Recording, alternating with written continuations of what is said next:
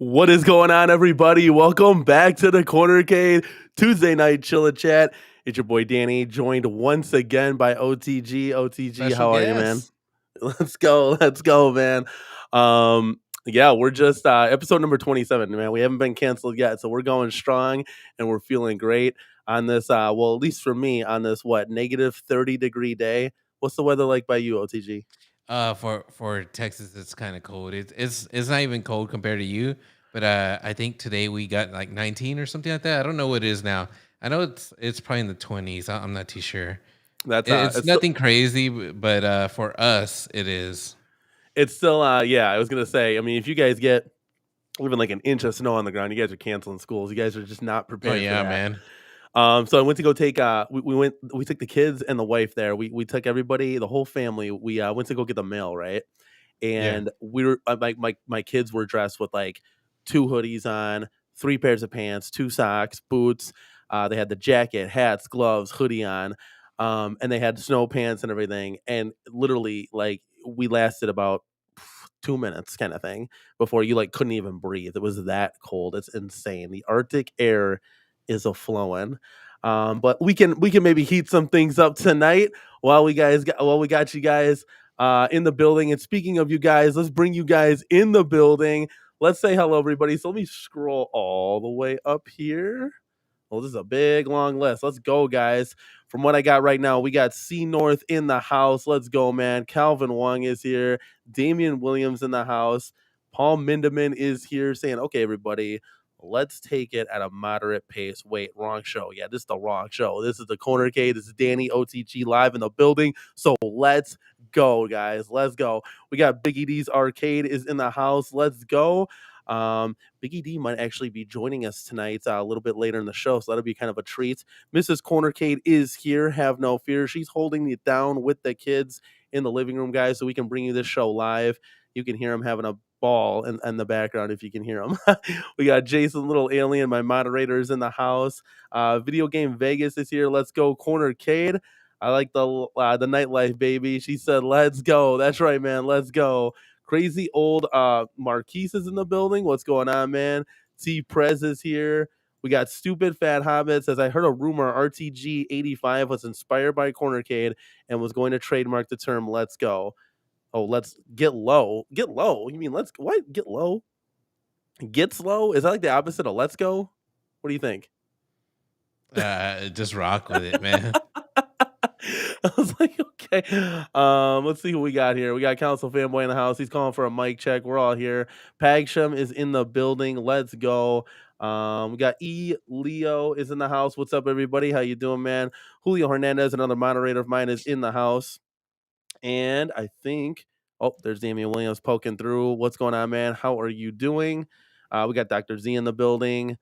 Says Buffalo, New York here. 3 feet of snow, another 1 to 3 feet tomorrow and Thursday. Arcade weather, 100%, my guy. That's where you buckle it down and you just enjoy your arcade. That's what it's there for, you know? I mean, for us, it's there every day. I mean, we played it today. I was playing some Marvel vs. Capcom 1, doing a little, I was doing Venom and Spider-Man. Then I switched up to War Machine and Venom. And I like picking the, you know how you default pick Venom? He's like the blue skin. Yeah, I yeah. change the skin and do the black one. That's the cooler one. So I was having some fun doing that. But I got like 6 games in, and like almost up to the boss, and then I got interrupted by my little one, so we had to drop that game. We got Dark Canuck in the house. It's been minus 40 to 50 this week. That's insane. Literally, Dude, that's insane. like hot weather right there, man. I can't imagine that. What is it? You got to ride your ton or whatever Yeah. to work. Yeah, You got it's open insane. one up, man, just to stay warm, dude. It's crazy, man. I can't imagine that. I was gonna open up the window here to get some air, and I was like, "Yeah, never mind." I was doing that pre-show, and I'm like, "Yeah," and my feet are literally frozen. Dark Realm Gaming's in the house. Says, "Damn, the whole room is bumping like crazy with my second new bass in the theater room." Oh, was that from our intro? Let's go, man. We're bumping it up on this Tuesday night. I love it. Widow's in the house. What's going on, man? A lot of good questions here. James hates everything's in the building. Let's go. We got Darren Kang returning to us, former Arcade 1UP staffer present to answer any of your home arcade questions. OTG, Darren used to work for Arcade One Up for about 2 years, so maybe you can pick his head, pick his brain, see what kind of questions. Oh, really? Yeah, Oh, wow. yep. We were getting some good questions last week, but I was driving to work yesterday, and I was thinking, I'm like, damn, I didn't ask him this question, and I really wanted to ask him, and sure as shit, I didn't write it down and I forgot it. So maybe when we continue the show here, I'll be able to it'll jog my memory there. I think we're caught up, man. Chat is flying. Doug Dog is in the house. Had a couple of really good questions from Doug Dog to Michael B the Game Genie on his stream Oh, dude, did you see that stream yesterday. last night? Yeah, we'll definitely talk about stuff. I mean, there's no news, guys. I mean, Arcade One Up, Home Arcade's kind of slow right now. Arcade One Up might not have anything till April, and that stuff we'll speculate kind of later in the show if we can get Biggie D on. That'd be kind of cool to do that. We got a lot of stuff going down. Oh, we got a first super chat of the night from Council Fanboy. New T-shirt. Let's OT go. Let's OTG go. I love it. Yeah, this is here. Let's try to move the mic real quick. I'll show you guys. This is a Street Fighter shirt. So Heck yeah, dude. I like that shirt, man. I like OTG shirt too. He looks like he's coming to the cornercade for a job interview here. Dude, I'm I didn't have any nerd shirts to pick up real quick. Hey, I should have. you wanna? Yeah, I've been going hard with the nerd shirts. They're like Oh, dude, cheap, that's man. all On I like wear, Old man. Navy and It's I pretty bad. never had any of them. Like, you know what? Now that I host a show, it'd be kind of cool to show off some shirts, hoodies, and hats and stuff like that. So I've been kind of picking up some swag here and there, super cheap Yeah. off like Old Navy or whatever, Target. KFB, we actually, since you gave us a super chat, we got a sounder for you. If OTG, you want to go ahead and play that for KFB here? Meanwhile, in the background, At Games is building the Death Star. I thought we have a little bit of fun with you guys tonight. That was super fun, super funny. Dude. I'll never not laugh. It's hilarious. Dude, that was to get abused. So I'm sorry already. Oh man. yeah, the super chat or the sounders are gonna get abused tonight. I love it. All right, we're caught up with the chat, guys. Thank you all for joining us. We got 41 people in the building, guys. So if you could, I see 13 likes. I could be way off. Let me refresh the browser here. I got 17 likes. If you guys could like this video, as always, it goes a long way to help support the channel, guys. So let's go. KFB got a big kick out of that, dude. He's gonna be super chatting all night, I have a feeling. Dude, I wish I had the soundboard, but I'm gonna leave it up to OTG. And OTG, we trust the soundboard. There's got to be a way you could do it, whether it's online or something like that you just play a sound. There's got to be a way, dude. Well, here, hold on a second. Before we get things popping here, there was a tab that I saved when I was doing these. Let's see if I can play something. Let's see if you guys hear it. Did you hear that or no? Nah, I think you have to like share audio, and then like there's a little square. I think that you like hit. I have a whole soundboard. It's off voicemod.net. It's where I got all my stuff. It's really good. But yeah. Okay. So we're here, we're live, we're in the building, guys. I guess let's just get this one out of the way. I wasn't really gonna talk about it, but it seems that every home arcade channel is talking about that. So let's just bring it up real quick, real light. We got New Wave Toys coming out with pretty much New Wave Toys. Meanwhile, in the background, At Games is building the Death Star. I try to stop that, but no, dude, never. The Death Star is a building for New Wave Toys because they came out with a pinball for the desk that you cannot play. Let's go. OTG, what are your thoughts? All right, I quickly saw it. So you're gonna have to kind of help me out at this, because what I saw was a pinball table I've never heard of. So I'm sorry if that's somebody's favorite pinball table. Is not one of mine. I don't think I've ever seen that table on Pinball FX or anything. It's probably a popular one, dude. I just don't know it. What was it called? Like, was it Black Hole or something? I'm just making it up now. I don't know the name. Yeah, Black Hole. I've never heard of it, but again, I never heard of it. And then whenever, if it's my understanding is correct, when all the little groups went to Cleveland and they tried to promote Cleveland like it was the next best thing, everyone meet up in Cleveland, which all you guys should be going to Atlanta, man. That's the place to go, or Midwest over here with Danny. Screw Cleveland. But anyways, the big guys go to Cleveland and they see New Wave Toys is there, and I swear there was like a talk. I think I saw a video of a talk about a pinball of a mechanical, maybe it being functional. And now that they're saying that lights go all crazy from what I saw real quick, and they're saying it's not functional. I mean, I didn't expect the mechanical pinball to be functional at all. But didn't they say it was maybe possible or something like that? I could have sworn one of the live streams, maybe Shiloh said that, but I don't pay attention to New Wave toys.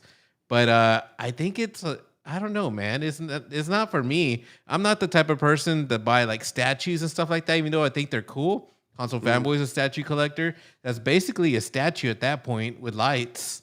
I Yeah, mean, if like you, it's have yeah. you ever heard of Gen Mint Collectibles or whatever? Oh, dude, that dude's fucking tight, man. He's cool. Yeah, It like is, those are. yeah. If you're gonna buy statues like that, I get it. But with New Wave Toys, look, I was a supporter in the beginning, dude. The very beginning when they came out with their first one, the Street Fighter. I actually have it. I pre-ordered it, everything. That was way back then, man. And I was kind of upset at the screen size, but it's a cool little gimmick, dude. I like it. The quality is very good. They pay attention to detail, and all their other cabinets have come out. I think are really cool. All the arcade cabinets, but I didn't know what to expect with pinball. I just didn't think it should be done. Like, why do it? Like, if you're gonna do a digital version, maybe that might be cool. But I don't know, man. To me, it's pointless, dude. Like, it's like the cigarette machine or like the Coke machine. Like, it's just pointless. I mean, at this point. But that's how I see it. Somebody that likes to put stuff on their desk, they may enjoy it. But for me, it's like, nah. I want it to be functional. Yeah, especially at that price point, like it's asking for a lot. Like for How it much is not it? to be functional, I think it's like $200. I could be wrong. It could be a lot cheaper than that. Let me pop over here to New Wave Toys. Yeah, And let me dude, just double because check. there's a couple of them that I missed out on. Now, the cool thing that New Wave Toys does is that I think I've heard Shiloh say that, like, if you missed out on one, like, that's it. Like, that's their run. And then I guess you got to pick them up secondhand from there or whatever. But, I mean, they got some cool titles. At least they got Cubert, right? Yeah, that's the thing too. Like there are some cool titles that are chilling. Right. Let me share this with you guys real quick so you guys can kind of take a look. Let me pop you guys down real quick just so you can get a nice big view of what's going on. So this is it right here. You know this thing, OTG. Guess when this thing is shipping out? Dude, I don't know. People are still waiting on that Zotar. When is this one shipping out? Estimated ship date October 2024. Oh man, this is starting to be like limited run, like pay now and Yeah, wait. We want your yeah, money, no, pay now. no, yeah, I no, don't know, thank man. you. You see, if somebody has nostalgia for it, they might enjoy that, but I know nothing about Black Hole, man. Yeah, Yeah, it and this is is $200. yep, $200. Non-play field. It lights up, Dude. makes sounds, does some cool things. I'm sure. Um, And it says shipping around Halloween. I think I saw Halloween actually say, man. I mean, yeah, I I'm don't just being know. stupid, but if they would have had the Halloween license, that would have been awesome. I like that pinball. I know people hate it, but I actually like it. Mhm. So that back glass is that like that's gonna light up and everything? I assume, right? Dude, I know nothing about this Oh yeah, game. see, yeah, right there, yeah, Yeah. yeah. I don't know.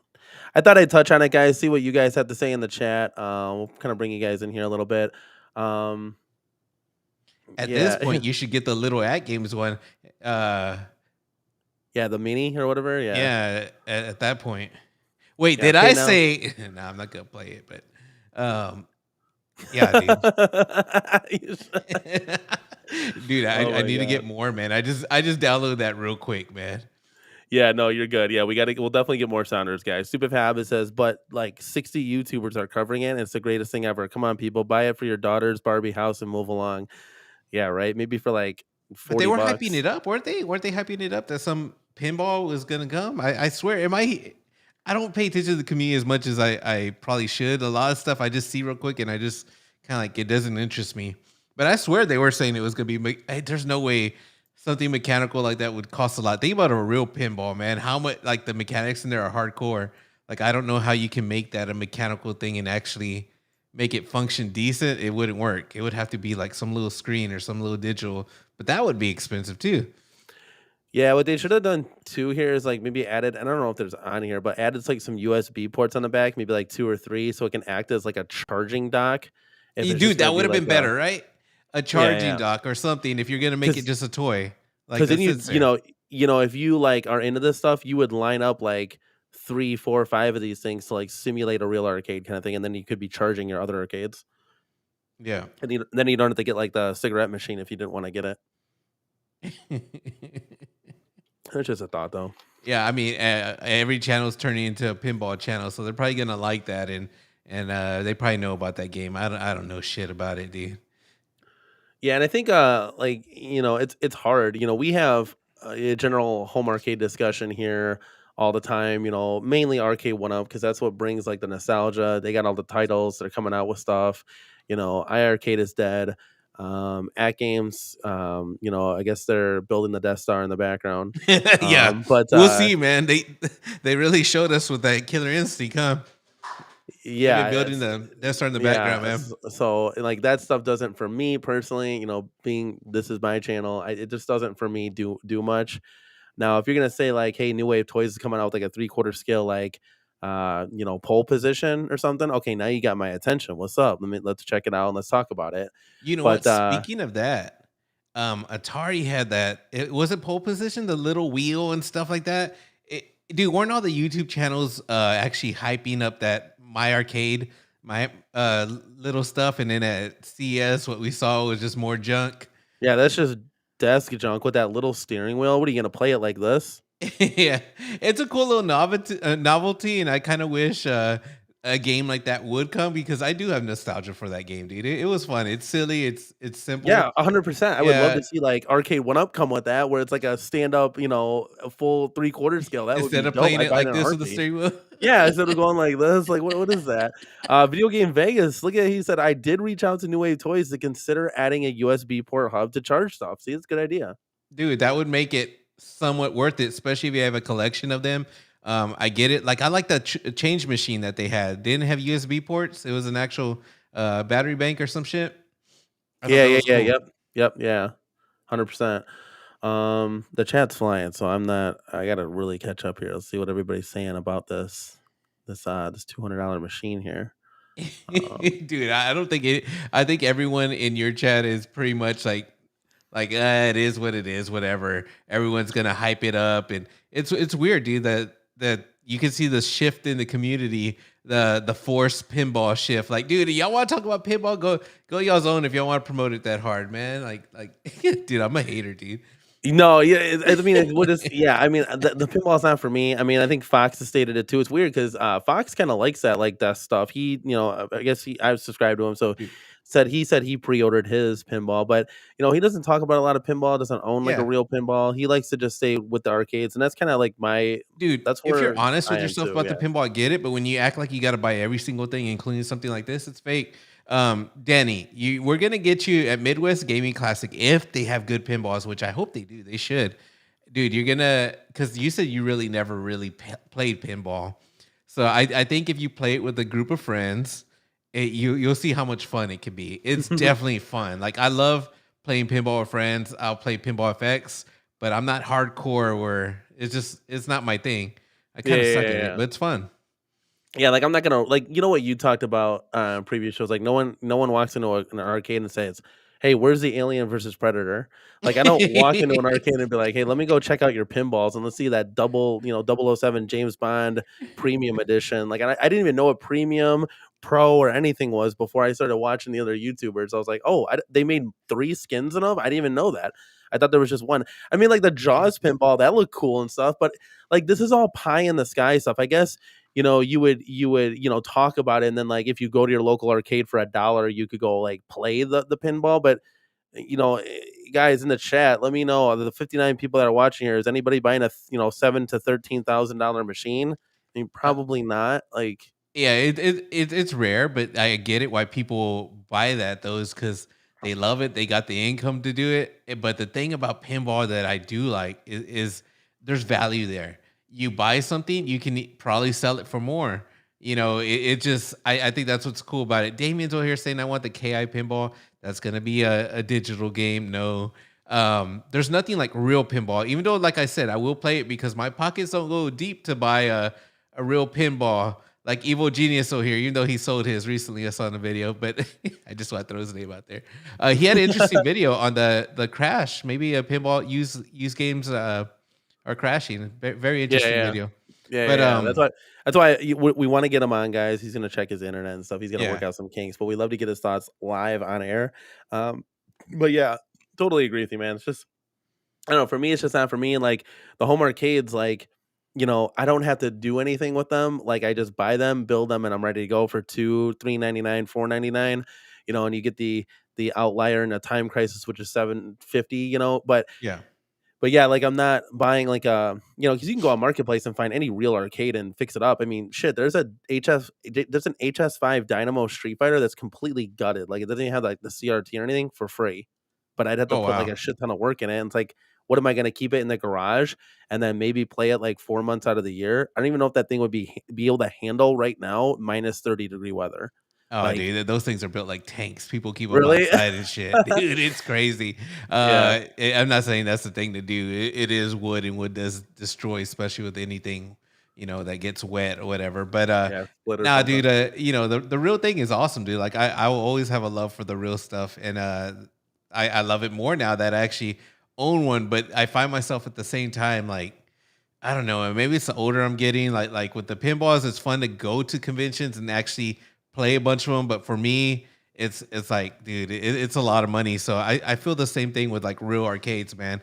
I don't really have the space to put too many, so I'm not gonna go too crazy. There's only a few that I want, and I'm happy. All the other games I could play through different ways, man. Emulation, stuff like that. I know a lot of people want the real stuff, but man, the truth is I can't get everything I want. So I've been playing emulation a lot for arcade games because I actually Yeah. like playing them versus just looking at them.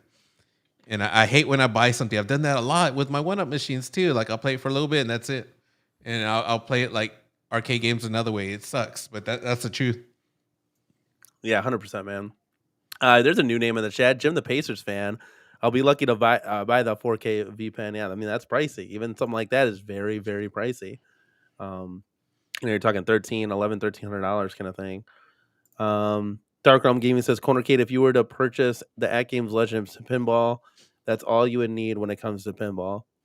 Dude, Probably depending on the skin you get. Yeah, I'll tell you the cheaper way, dude. Pinball FX. Just do that. It's free. You can play free tables. I think yeah, it's free. And then there's a couple of tables you could buy. Just buy some of the Williams tables. Attack from Mars. Buy that. Medieval Madness. What other games are real good? Dude, what's that one that Where's Jago fucking likes? Oh, I can't think about the one with the box and the box and the little magician. What's it called? The little chick. Oh, that's a good game, man. yeah, you're But asking the anyways, there's wrong a few guy. games you can buy there for like, dude, it's real cheap, man. Instead of spending money on something you don't know if you're gonna like an at games or something like that, get the experience. Just playing it on your console or PC, however you want to play it. And Pinball FX, check it out, dude. And you may not even like it. Yeah, You don't want to 100%. spend money on at games if you're not gonna like it, you know? Well, I mean, they are building the Death Star, so might be something pretty I good. wanted to play it so bad. And Papa Brad, we're all just having fun. It's not anything against you. We're just having fun. No. Zero. I'm poking against Papa Brad, man, because he says some stupid stuff. I I don't agree with that statement. But anyways, for me, no, exactly. We can have our own thoughts. I'm just here to have fun, and we're just having fun at the end of the yeah, day. Zero Redux is in the house saying, "Don't buy a pinball machine. Support your local arcade/barcade dude, instead." yes, Very, very good point. Yes. dude, I'm telling you, dude. And then there's nothing like the real thing. And if you go to like a good like arcade that actually has them or a convention, it's fun. Dude. You get to check out everything, man. Oh, the convention That's would the be way to do popping, it. like the Midwest Gaming Classic. They would have like 50 pins, right? Yeah, I assume they're going to have a lot because every convention I Yeah. go to has a lot. I don't know about that one though, because I don't know if that one's strictly a console convention, but if it's an arcade convention or a straight up pinball convention, it'll have a lot. Which, dude, I've traveled out. That's the reason why we go to Atlanta is to play pinball and some arcades and meet up with friends, dude. It's crazy, man, but that's the way to do it, man. So Atlanta was the Southern Fried Gaming one. Yeah, and to be honest, like the conventions and all that, like if you're not gonna go with friends, you'll probably hate it. But I've been to the one in Texas, which is really good. It's the Texas Pinball Festival. That one's good. And there's one in Houston that recently went to it was called the Arcade Expo or something. Never Okay. go to that one. Don't ever spend any money if somebody wants to meet up in Houston. That place sucked. The only reason I enjoyed it is because I was with Killer Arcade Games, got to spend some time with them, chill Oh, out. It was good. how is he in person? How is he in Dude, person? the same guy you see on YouTube, that's who he is. He's so cool, man. Like Yeah. In fact, did I meet him before, or was that the first time I met him? I'm trying to remember because he's been to my house before. He's the one that hooked me up with the CRT for the Killer Instinct. But yeah, that dude's super super cool. If it wasn't for him, I would have hated it. In fact, I started making a video, a vlog, which I never put out because I was there the first day and he wasn't there. Oh, I had such a horrible time. I said, you know what? I'm gonna make content out of my time, and I did. But that second day, which was supposed to be like I was writing the story in my head, I just forgot, left the camera alone, and just had a good time with him. So I just never even made content. Hey, But here's dude, never go with that one. But the Atlanta one, it's all right. I enjoy it because of the friends. yeah, Um, that's what makes it, man. I mean, that's what makes any kind of event more in special. fact, did you see Kongs or Us put out a video that he was there in Vegas, which I've been to that Pinball Hall of Fame actually with Kongs or Us when we were in Vegas. And it was a bad experience for him. Like they were all shut down, man. Like all the pinballs were down and stuff like that. And when you hear the name Hall of Fame or whatever, you think it's gonna be like some big shit. Like it's whatever, man. It's okay.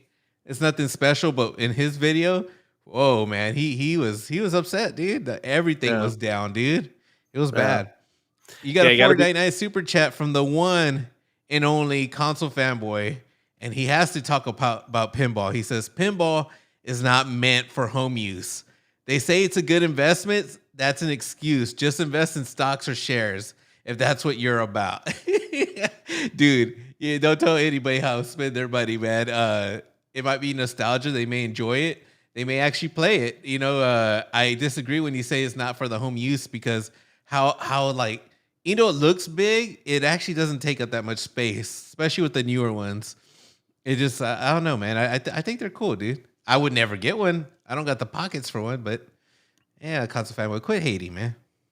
If you just sell like was 1, 2, 3, 4, 5. If you just sell the 10 rows of shoes you got back there, you think that'll call for a Nah, pin? fuck no. Dude, I sold all my expensive shoes, man. Like the ones that were worth money, I sold them, dude. And yeah, that hobby, that's another hobby right there. That's just too much. Yeah. But console fanboy could afford one if he just didn't super chat for a month. Well, but he did super chat, so you know what to do, buddy. Oh man, Meanwhile, in the background, At Games is building the Death Star. I don't I don't think that'll ever get old. I thought it was funny at that little thing. I just did it real fast before the show because I ripped it off his video. Don't worry, guys. We're Oh, gonna just come with some noticed more mine. sounders. I know OTG is gonna come up with some I'm good not gonna ones. do any more sounders. I just for right now. No, like no, not like now, but like we're gonna get the toasty and stuff like that. I've been dying to hear that. Super Fat Hobbit says here, I guarantee no pinball makes it past 5 years without some sort of repair maintenance. So where exactly is the investment when you put another? It's true when you keep putting money into it. It's like a used car, that's a Yeah, good but it's point. still worth money, even if you sold it like with an issue. Somebody can fix it. Somebody's gonna buy it. It's still worth money. It's just like an arcade board that doesn't work. The board is blown. You know how much money some people buy some of those arcade boards, even though they're blown and don't work? Like you can fix it. That's the thing about the hobby when you have real machines, is that people fix them and they will spend big money on them. So I disagree with that. It's not like an arcade one up where it's not even worth the fix that people just throw it away or whatever. No, like there's value in these machines. Oh shit. I closed out everything. Well, at least you're still here. You can close Oh, that I'm tab still out. there? Yeah, Oh you're shit. still here. I You closed can out the tab. I'm like, oh shit. Don't worry, you can open up the tab again. You should be okay. I've done All that right. before with Travis, and I disappeared, and it was Travis's show. I was like, sorry, this is like my second live stream. If I hit join um, stream, it's not gonna do twice, right? Where all of a it sudden did. that It did. Yeah, you just did. Hold on. There you go. You good? I just see me. Okay, so you don't see me at all? Nah. Okay, I'm gonna kick you out like last time. We got OTG the rookie here. Kick me out. Kick me I'm gonna out. kick you out, and you can rejoin. All right. Yeah. All right, guys. While OTG figures out his situation here, guys. So we got past the pinball, guys. Got past the V pin. OTG's back in the house. Let's go. All right. Oh, look, Um, I see me. Is there no see you double back. voice? No, Please, you're good. please. You're good. Yeah, you're good. Um, okay, here's a good question by Jim the Pacers fan. Do either of you guys have an arcade one up V pin? I'll answer that first. So I don't have an arcade one up V pin. I would certainly like to get one. I think it'd be kind of cool to be like an intro pinball. Obviously, At Games is where it's at. They're building the Death Star when it comes to V pins. That attack from Mars is absolutely gorgeous, like straight up and down. There's no horsing around. That thing is dope. If that was like a $6.99, I think that'd be a lot more friendlier price point. But there is PD7 actually did a walk and talk. There's a place right by my house. I want to say it's about 20 minutes from me. And they pretty much buy pallets from like Best Buy and stuff of like open box, used, anything like that. They had a brand new Marvel pinball for $300. And I told you guys that for $299, I think I'd be in for the pinball, at least try it out. Worst comes to worst, I sell it for $400 or something. I move the drill. So I think that's where I would definitely make that investment on something like that. I think it'd be kind of cool to be honest. I think me and my wife would play it. Again, it's 720, 24-inch screen. I think once you get your hands on the At Games, like you can never play an arcade one up again. With being a bigger screen, more high, even if it's 1080, just it would be pretty big. But $299 for something like that, I think is fair. Yeah, we got a comment right here. $299 is fair. He was asking if either one is have one of those arcade one ups pinball machines, and I barely saw it for my first time in person. Have you seen one in person? No. So here's the other thing. That's a great question, OTG. Honestly, so I wanted to actually go to Costco. Don't have a membership. That's where I saw it. Yep. I wanted to see that one because I'd never seen one. Wanted to play it in person to see what it was all about. Mm-hmm. And then I wanted to see right next to it the Pac-Man XL and see what's that all about. Maybe the CornerCade might change his mind on XLs kind of thing. I saw the Pac-Man XL in person too. I probably doubt it with that one because it looks like, and we'll get into this in a second, it does not look good for XLs in 2024. And guys, we're just speculating at the end of the day. We all could be wrong with egg on our face. But I think the pinball would be honestly kind of dope. I think Mrs. CornerCade wants to play it more than I do, but I think we would both have fun with it. And the kids would always gravitate to it and just like smack the buttons and stuff. Dude, when I saw it in person, I was freaked out how small it really is. I was like, holy shit, this thing's tiny. Because when I see it in videos, it just looks way bigger. So would I get one? Nah, dude, it's just too small. But if there was one for a stupid price, like really cheap, only if it was Attack from Mars, I would get it. But other than that, what's like stupid cheap for you? Like 100, or if I would have saw that 150 deal, I probably would have jumped on it. Like impulse buy. Yeah, that was so 136 Best Buy. And getting into, there was a comment way up at the top. I'll just read it from verbatim from what I remember. What Best Buy tends to do is if like there's one left, they'll just clearance it at like $136 or some stupid random price. Or if it's sold out, then they'll just put it like that. It literally like teases you at the end of the day. Because they did the same thing with Simpsons. It was like $100 or something. But The Simpsons was already sold out, so it's like it was sold out everywhere. In my area, it was like, and I saw it like the second that was it Wario 64, whoever posted it. It was like at night, and I looked in my area, 250 miles, nowhere had one. So it's exactly what you said. It's like it's just they like have a few. Pie in the sky, and then it's like already gone. So it sucks, man. Like I was trying to. That would have been dope at that price, 100%. Like get it. Yeah, like, but you don't need any more 4 players. Come on, man. No. So that's a good question. Like, so I was kind of thinking like at that price, or like, if you had X-Men or Turtles, I would definitely see if there's a guy on Facebook Marketplace that makes integrated risers, so it makes it look like a deluxe. It's very smooth. There's like a little where the gap curls over where the cabinet is down, and then the same thing will curl over where the start of the riser when you put it on. So there's just like a little mark where the riser would be. It looks dope though. I don't have a picture. I wish I did a little show prep. Is he from your area or what? I don't. He might be. I don't know, but I know I've seen him before, and I'm like, dude, that looks dope. Like, and then when you push the cabinets together, you're barely gonna notice anything. So I was like, dude, I would. He make them for himself, or he sells them? He sells them. Yeah, he sells them. So I didn't know anyone that sold them. That's why it's kind of like it's kind of like what GI Joel does with like the little countercades, but these are like for the 3/4 scale.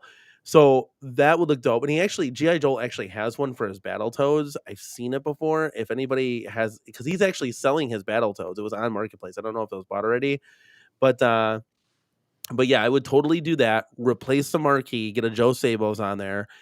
And then the only thing that sucks is I would put a 2-player control panel in there. It'd be a lot of modding here. It'd be a lot of modding, but I think it'd be worth it to have that game because it doesn't look like Arcade One Up's going to be doing any more Konami or anything like that ever again for right now.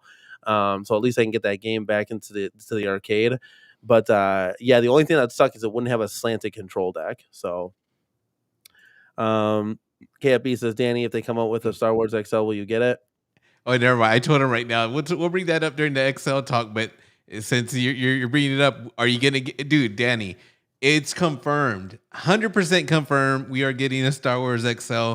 Michael B slipped up, and it was Michael B always slips up, but it's okay because he could get away with it. Somebody was saying a random comment. He said, "I want to get the Star Wars or whatever." He's looking for the Star Wars. I assume it was Ollie's, and he goes, "Wait, just hold off a minute." Because they're going to come out with an XL. He basically said it.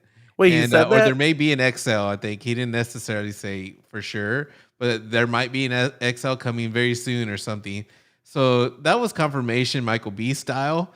He pretty much confirmed it. Like because what we did, me, Console Fanboy, and Damien, we had a watch party just watching Michael B stream laughing at everything he's saying. It was in my Discord. If he was in the Discord, they could have hopped in, man. We had one spot open there. And we were just having a good time, and we rewinded it so many times on that. Like, did he just confirm it? So, if they do come out with a Star Wars XL, you gonna get rid of that one and upgrade, or are you good? I'm good for right now. Yeah, it's just it's hard to like I've hinted this before, so we get really excited maybe for XLs, but again, like if that's the 1 or 2 XL of the year. So what am I going to start doing? Just slowly replace XLs. So Killer Instinct Pro is $1,000, and you were super disappointed in it. You would probably enjoy it though. I probably would. Like, let's be honest. But for $1,000, I would not enjoy it. So that's a lot of money for what that is. And then you'd have Star Wars. Okay, let's just say that comes out. And then what do you have? You got 2 arcades because Pac-Man sold out. So maybe you can get that used on Marketplace if someone puts it up. But that's it. There's Dude, not. I'd say it's like when the risers, when the deluxes first came out, you mixed them up, and I remember your opinion was like it doesn't matter whether you have risers or what. They technically don't all got to match, but I would tell you in your case because you're real, how much room you got. It would take up more room, so it wouldn't be worth it. I would think in your case, especially if you're happy with what you got. Well, this is a twofold, and this is what me and P Dubs were going back and forth on. So the way my room is like I have the whole outer of the room. So I have this, what you see behind me, in front of me, and to the left of me, okay? Then there's a middle center stack that comes out. We have arcades that go all the way through the closet. So let's just take a Golden TXL. The control panel comes out too much where you wouldn't have rows anymore. So what P-Dubs wasn't understanding, he was just like, just do it. I'm like, listen. So, all right, if I were to just do the quick math right here, 1, 2, 3, I'd have 3. So I'd get rid of 3 arcades right out of the gate from each row because of the size difference, okay? If not, maybe more. Then the center stack that I have will consist of 1, 2, 3, 4, 5, 6, 7 arcades, either 7 or 5 arcades, depending on how squished I want to be during streaming. But there wouldn't be a center. So now I'm getting rid of a total of 10 to 11 arcades. I mean, that is a lot of machines. Would it be really that many? Because I'm not sure how much bigger they actually really are. So the width, the width on these guys are 18 inches, 18, 19 inches. The width on those, I think, are 23. So if you take that 1, 2, 3, 4. Oh, you're going hardcore. I don't know the. Dude, yeah, you are messing sizes. with Mr. Arcade 1-Up. By the way, so I just want to I don't want to get too far off topic, but I saw a comment in someone else's comment, and I just kind of laughed at it. It said, "Oh, just because CornerCade owns every arcade or whatever, that doesn't mean he should run Arcade 1-Up." Yes, it does. Do you know why? Because I know these things. I know these things inside and fucking out. Inside and fucking out. That's why I would make a good person as to running the fucking company. I can have other people point the fingers and do all the math and the arithmetic and all that other shit. I know what will sell and I know what will not sell. And I guarantee you, I would not have put out NFL fucking Blitz with no online for 6 months. If you want my take, that's my take. Let's fucking go, guys. That's the passion right there that Davin and Dora the Explorer don't have. That's the difference between Mr. Home Arcade and someone that's push penciling shit in fucking corporate. That's the difference, OTG. You want to go off? I'm going off right now. Let's go, baby. That's my 2 cents. I just get rubbed the wrong way. It's like, dude, do you guys not watch? This is, besides my kids, my wife, this is my life, period. I don't think we get that from Davin and Dora because they're just trying to keep their head afloat. Right? Chat, let me know. Let me know, guys. Let's go. Right. See, I'm getting the chat hype. All right, Let's go. I had to interrupt there because I'm gonna go against you, Danny, on this one. The only reason I had to hold me from saying anything in case Console Fanboy wants to clip that, I got to give him a good clip. I can't have me interrupting. Dude, so you're saying that you wouldn't have released NFL Blitz without the online and without the mess, but the truth is, dude, it was so many people was out of their hands, man, that they had a license agreement with the NFL. They finally got that. How many years going? I don't know why, but it had to be money wise. How much money? How many things they were gonna make? They went through a Chinese developer. They used the Gemini software from Code Mystics and let a Chinese developer do it. Like everything was going wrong for it, man. Like even that hardware, I don't know if it was the right hardware for it, if they just couldn't develop it right. But then again, we heard that who's the company that was doing it that actually, oh dude, I can't even think of them right now. The company that actually made Blitz that was going to go in there and use the original source code and kind of change it up to modify and take out the late hits and everything. There's so many moving parts in there. It's hard to just say just because, let's say you own the company that everything was going to run right. That's not true. It's like how everyone tried to put the blame on John D when he was just a licensing guy. While nobody put the blame on Scott Baccarat, but there was so many moving parts in that. And you were speaking to like the NFL. So it's like, and you only have so much money. So there's a lot of parts that just went wrong in that thing. And I don't think a person saying I wouldn't have released it like that. I think there's so much more shit that goes in there. Then it's easier said than done. Yeah, but they fucked up. I don't know, but I guess outside looking in kind of thing. But I'm just telling you, man. Like I would not have said like, oh, it's okay. Like we'll get it. I mean, literally a half a year later. That's what sank it right there. Casual people that bought this thing was like, there's no online. I'm returning it. That's what, and then they overproduce on caps. I mean, I don't want to go down this like rabbit I don't hole, think casual people cared about the online. I think not many people have nostalgia for it like they do NBA Jam. They sold so many NBA Jams. So many people are online on that. That is a Code Mystics game, by the way. But I think they expected the NFL to really be that. They expected the Blitz to be a lot bigger than what it was. Me personally, when I was a kid growing up, everyone loved Blitz, but I wasn't big on it. Like I never cared about it. It was more about NBA Jam. But I guess I think this time and age, it's just not many people bought it. And then they butchered the game. So the hardcores were like nah. And this is a thing that I hated, dude. During that time, I was on WRP talking to UAG. And I think I mentioned it. Did I mention this on this show or did I mention it on my own damn show? I was a little like, I'm always honest, dude. I say how I feel. Like I don't always, I just speak my mind. And I was like kind of upset. Like, dude, they're going to take out late hits.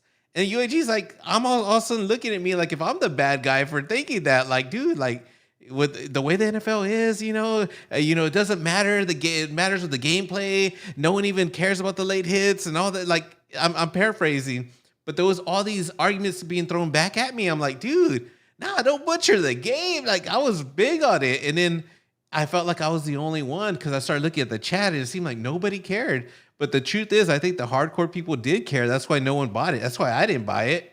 And I was tempted too, even when it was like $199 or whatever it was at Costco. It was getting under. It was like 100 and something. I think Bobby Vu was posting out how to do it, and I was like, "Nah, dude, no late hits, no buy." And me and Console Fanboy would say that, and other people, and we would get shut down real quick. It's kind of weird, dude, when you see people, your own friends that are tied into one up, dude, and how they start acting, man. All that shit's real, dude. All that shit in the background, and I think we didn't know it at the time how many cabinets they had, and they had to make this deal work. So it just, there was a lot of shit that was wrong with it. And it's not just the online. I think all that added to it, that they overproduced, they butchered a game, hardcores didn't want it. It wasn't online, so the hardcores were going to go against it already. There was a lot of negative things to point at it, man. I don't know, man. I think casuals are the ones that bought it. Like Yeah, I mean, casual old school gamers. yeah, that's like me, kind of like the Yeah, hardcore yeah. casual. Very few people like what they projected, I think. Yeah, I and don't that know what and messed it up, it man. at the end of the day, it's a damn shame because like I think it really did scare them off from doing anything like kind of wacky and wild for the most part. So like a House of Dead or something like that. And I think they're just gonna go back to their roots. I mean, Michael B made a lot of good points in last night's stream, and it really like put it in perspective to me. I'm like, shit, we're not gonna get like anything good next year. It's gonna be the same damn recoup and recover. Something that Biggie D says, and now we all give Biggie D shit because he's like wrong like 89% of the time. But Oh yeah, he's wrong all the time. he's and we love you for it, Biggie D. But I think he said like low cost, high reward. Um and the fact that he said they're only gonna come out with peasant cabs, I mean, Biggie D, you're just trying to get views at this point, kind of thing, throwing wacky ideas at the wall, seeing if they'll stick. But the low risk, high reward, I can kind of see that now more and more as games they've already produced. They already have the R&D for it. They're not going to go ahead and do anything crazy. Keep it nice and simple, and then sell it at a low price point, like what you see behind me. This $2.99, $3.99 Street Fighter. That's what I kind of think at the end of the day. I think that's what's going to happen. And we can go ahead and get your guys' feedback in the chat here. And guys, I just got that hardcore arcade one up passion, man. I could be wrong with half the stuff I say, but Yeah. man, when I get hyped because Oh yeah. I'm I'm We know fight you I'm fighting definitely. I'm fighting for you guys at the end of the day. I think definitely like you got the voice, dude. You got the community voice. You got the passion, and that's the good thing about you. And I think that positive stuff though. There's a lot of stuff that was a huge statement to be like I wouldn't have released Blitz without online. Wow, dude, somebody like John D that gets those licensing who took all the heat. If he couldn't make it happen, there was a lot of shit going wrong in there, and that's being honest, man. That's how This I is see it. If somebody this is like that worked for the company and couldn't make that shit happen, because deep down inside he knew it was fucked up. Because if you guys probably didn't catch this, but Rev during that time was hanging out with John D, and Rev went to go see him in California, visit him, and then he did a live stream, which Console Fanboy has the clip. He clipped it a long time ago. He probably got rid of it, or it's unlisted or something. But Rev says he's all Blitz, yeah. Maybe I know something, maybe not. Maybe I do, but maybe there's just something around going on with Blitz that people are going to be upset about. I'm paraphrasing basically. And he was hinting on a live stream that something wrong was going to go with it. He goes, well, I was just with the guy. What can I say? So when he said with the guy, he was just with John D. So it's like, dude, stuff was going wrong with it. It was just like, that's what I think is a big reason why the company went downhill is who knows, but there was just too much going wrong, and they were in that deadline that they had to put it out. And their motto, their motto, on to the next toy, I've always said, it just sucks, man. That release was just done wrong. And a lot of people like me, I saw Super Dimensional say it, Welcome to Die. A lot of our hardcore people are like, dude, let's just play it on Dreamcast. We'll have a better experience. And that's what it ended up being. They might have like forced it out, like Paul Miniman was saying here. He said they had to release it without online. The debt was just piling up, and they needed to pay the bills. Maybe thinking like, hey, this is going to be the banger title that's going to get us out of this wreck right now. And it kind of backfired on strong, them, man. And it sucks, yeah. And like you get passionate. It's 100% right. OTG, like what I've not released it, whatever. It's not my call. I guess I'm not in the inside meetings, but if I knew that this like online wasn't ready, like like Travis hinted that like, hey, spectate mode is ready for MK, but we want to do additional testing. So like they're not just gonna release it just all willy nilly and have glitches up the wazoo and then have Console Fanboy make all these videos that say Arcade 1-Up stinks. So I think they want to cover their bases a little bit more because you don't know at the end of the day, and like I would have known at the end of the day. It's hard. It's a tough call to say, hey, let's just. But you got to be honest with the community. The truth will always set you free, my guys. You should have said, hey, disclaimer: online's not here. We're working diligently to try to figure this out.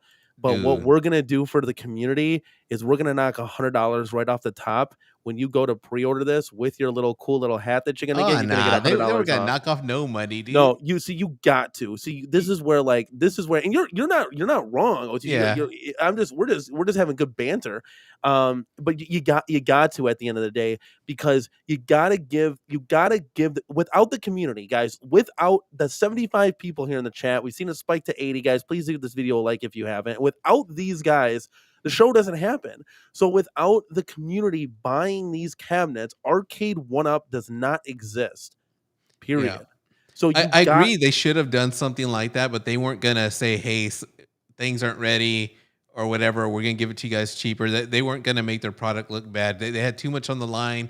NFL, dude, if this was a license with somebody that didn't matter, but this was NFL, they were spending big money on all these old school guys doing commercials for it. They were over there at the Dolphin Stadium promoting the crap out of their company. They were merging, like, oh man, they were having such good old times, dude. That's in fact when I think a lot of people saw UAG. UAG had like guests on the channel pumping that up, and it was a big thing, dude. And I don't think they would have ever said, Arcade 1UP has never been the type to be like downplay their product or actually be transparent and say what's wrong with their stuff. It's not that their company. They're not that type of company, and it sucks, man. It was a bad. Be transparent. Everything. There was so many things that went wrong with it, man. And hindsight now, like we see it all, and a lot of us saw it all during that time, but everybody didn't care. Everybody's all like, oh no, and I'm still buying it. I don't care about the late hits. Those hype people, but a lot of people were like, dude, there's a lot of shit wrong with this. Y'all need to open y'all's eyes, but no one wanted to. And now everyone knows that Blitz was that bad. So many things wrong with it. But even now, it just a preference too. Like, I still love my Blitz. I play it like every day. Like I'm going through season mode, and the late hits I could care less about. I know everybody's like, oh, it's arcade nostalgia. Yeah, okay, that's fine and dandy. I just want to play some football. Like, dude, for me, I remember UAG. He put me in a group, dude, because I was probably gonna buy it because I was like, okay. And I was hoping it was done by Code Mystics. I was hoping it would have spectate mode. We were hyping up like tournaments and all this, dude. There was never spectate mode on that thing, dude. Like, there was so much. Oh man, sorry, dude. I'm just remembering that time during Blitz. I'm just and I actually appreciate it because I think it plays a little bit faster and it's got a little bit better graphics than the original Blitz. So kudos to Arcade 1UP for that. Like, that's a good thing. You just should have made it 2-player at the end of the day, and then fix that marquee. That was trash. You should have known that when you did the R&D for that. And that's what I'm talking about. Send guys that know what they're doing, not Dora the Explorer and Gavin or whatever. Have guys that know what they're actually doing when they see an arcade machine, and let them get their hands on it and test this stuff out so you can get rid of all the kinks and all the cracks before you release the thing. OTG, why don't you go ahead and read the super chat? Yeah. All right. From Long and Low, $10 super chat saying, what's sinking the game selection is the shareholders. The company is looking to turn profits. They are targeting the average person. Unless another John D comes, be prepared to keep seeing remakes. I think that's what a lot of us people who are critical of the company, the state that they're at right now, we're getting no excitement. We're getting no face to come out and make us excited.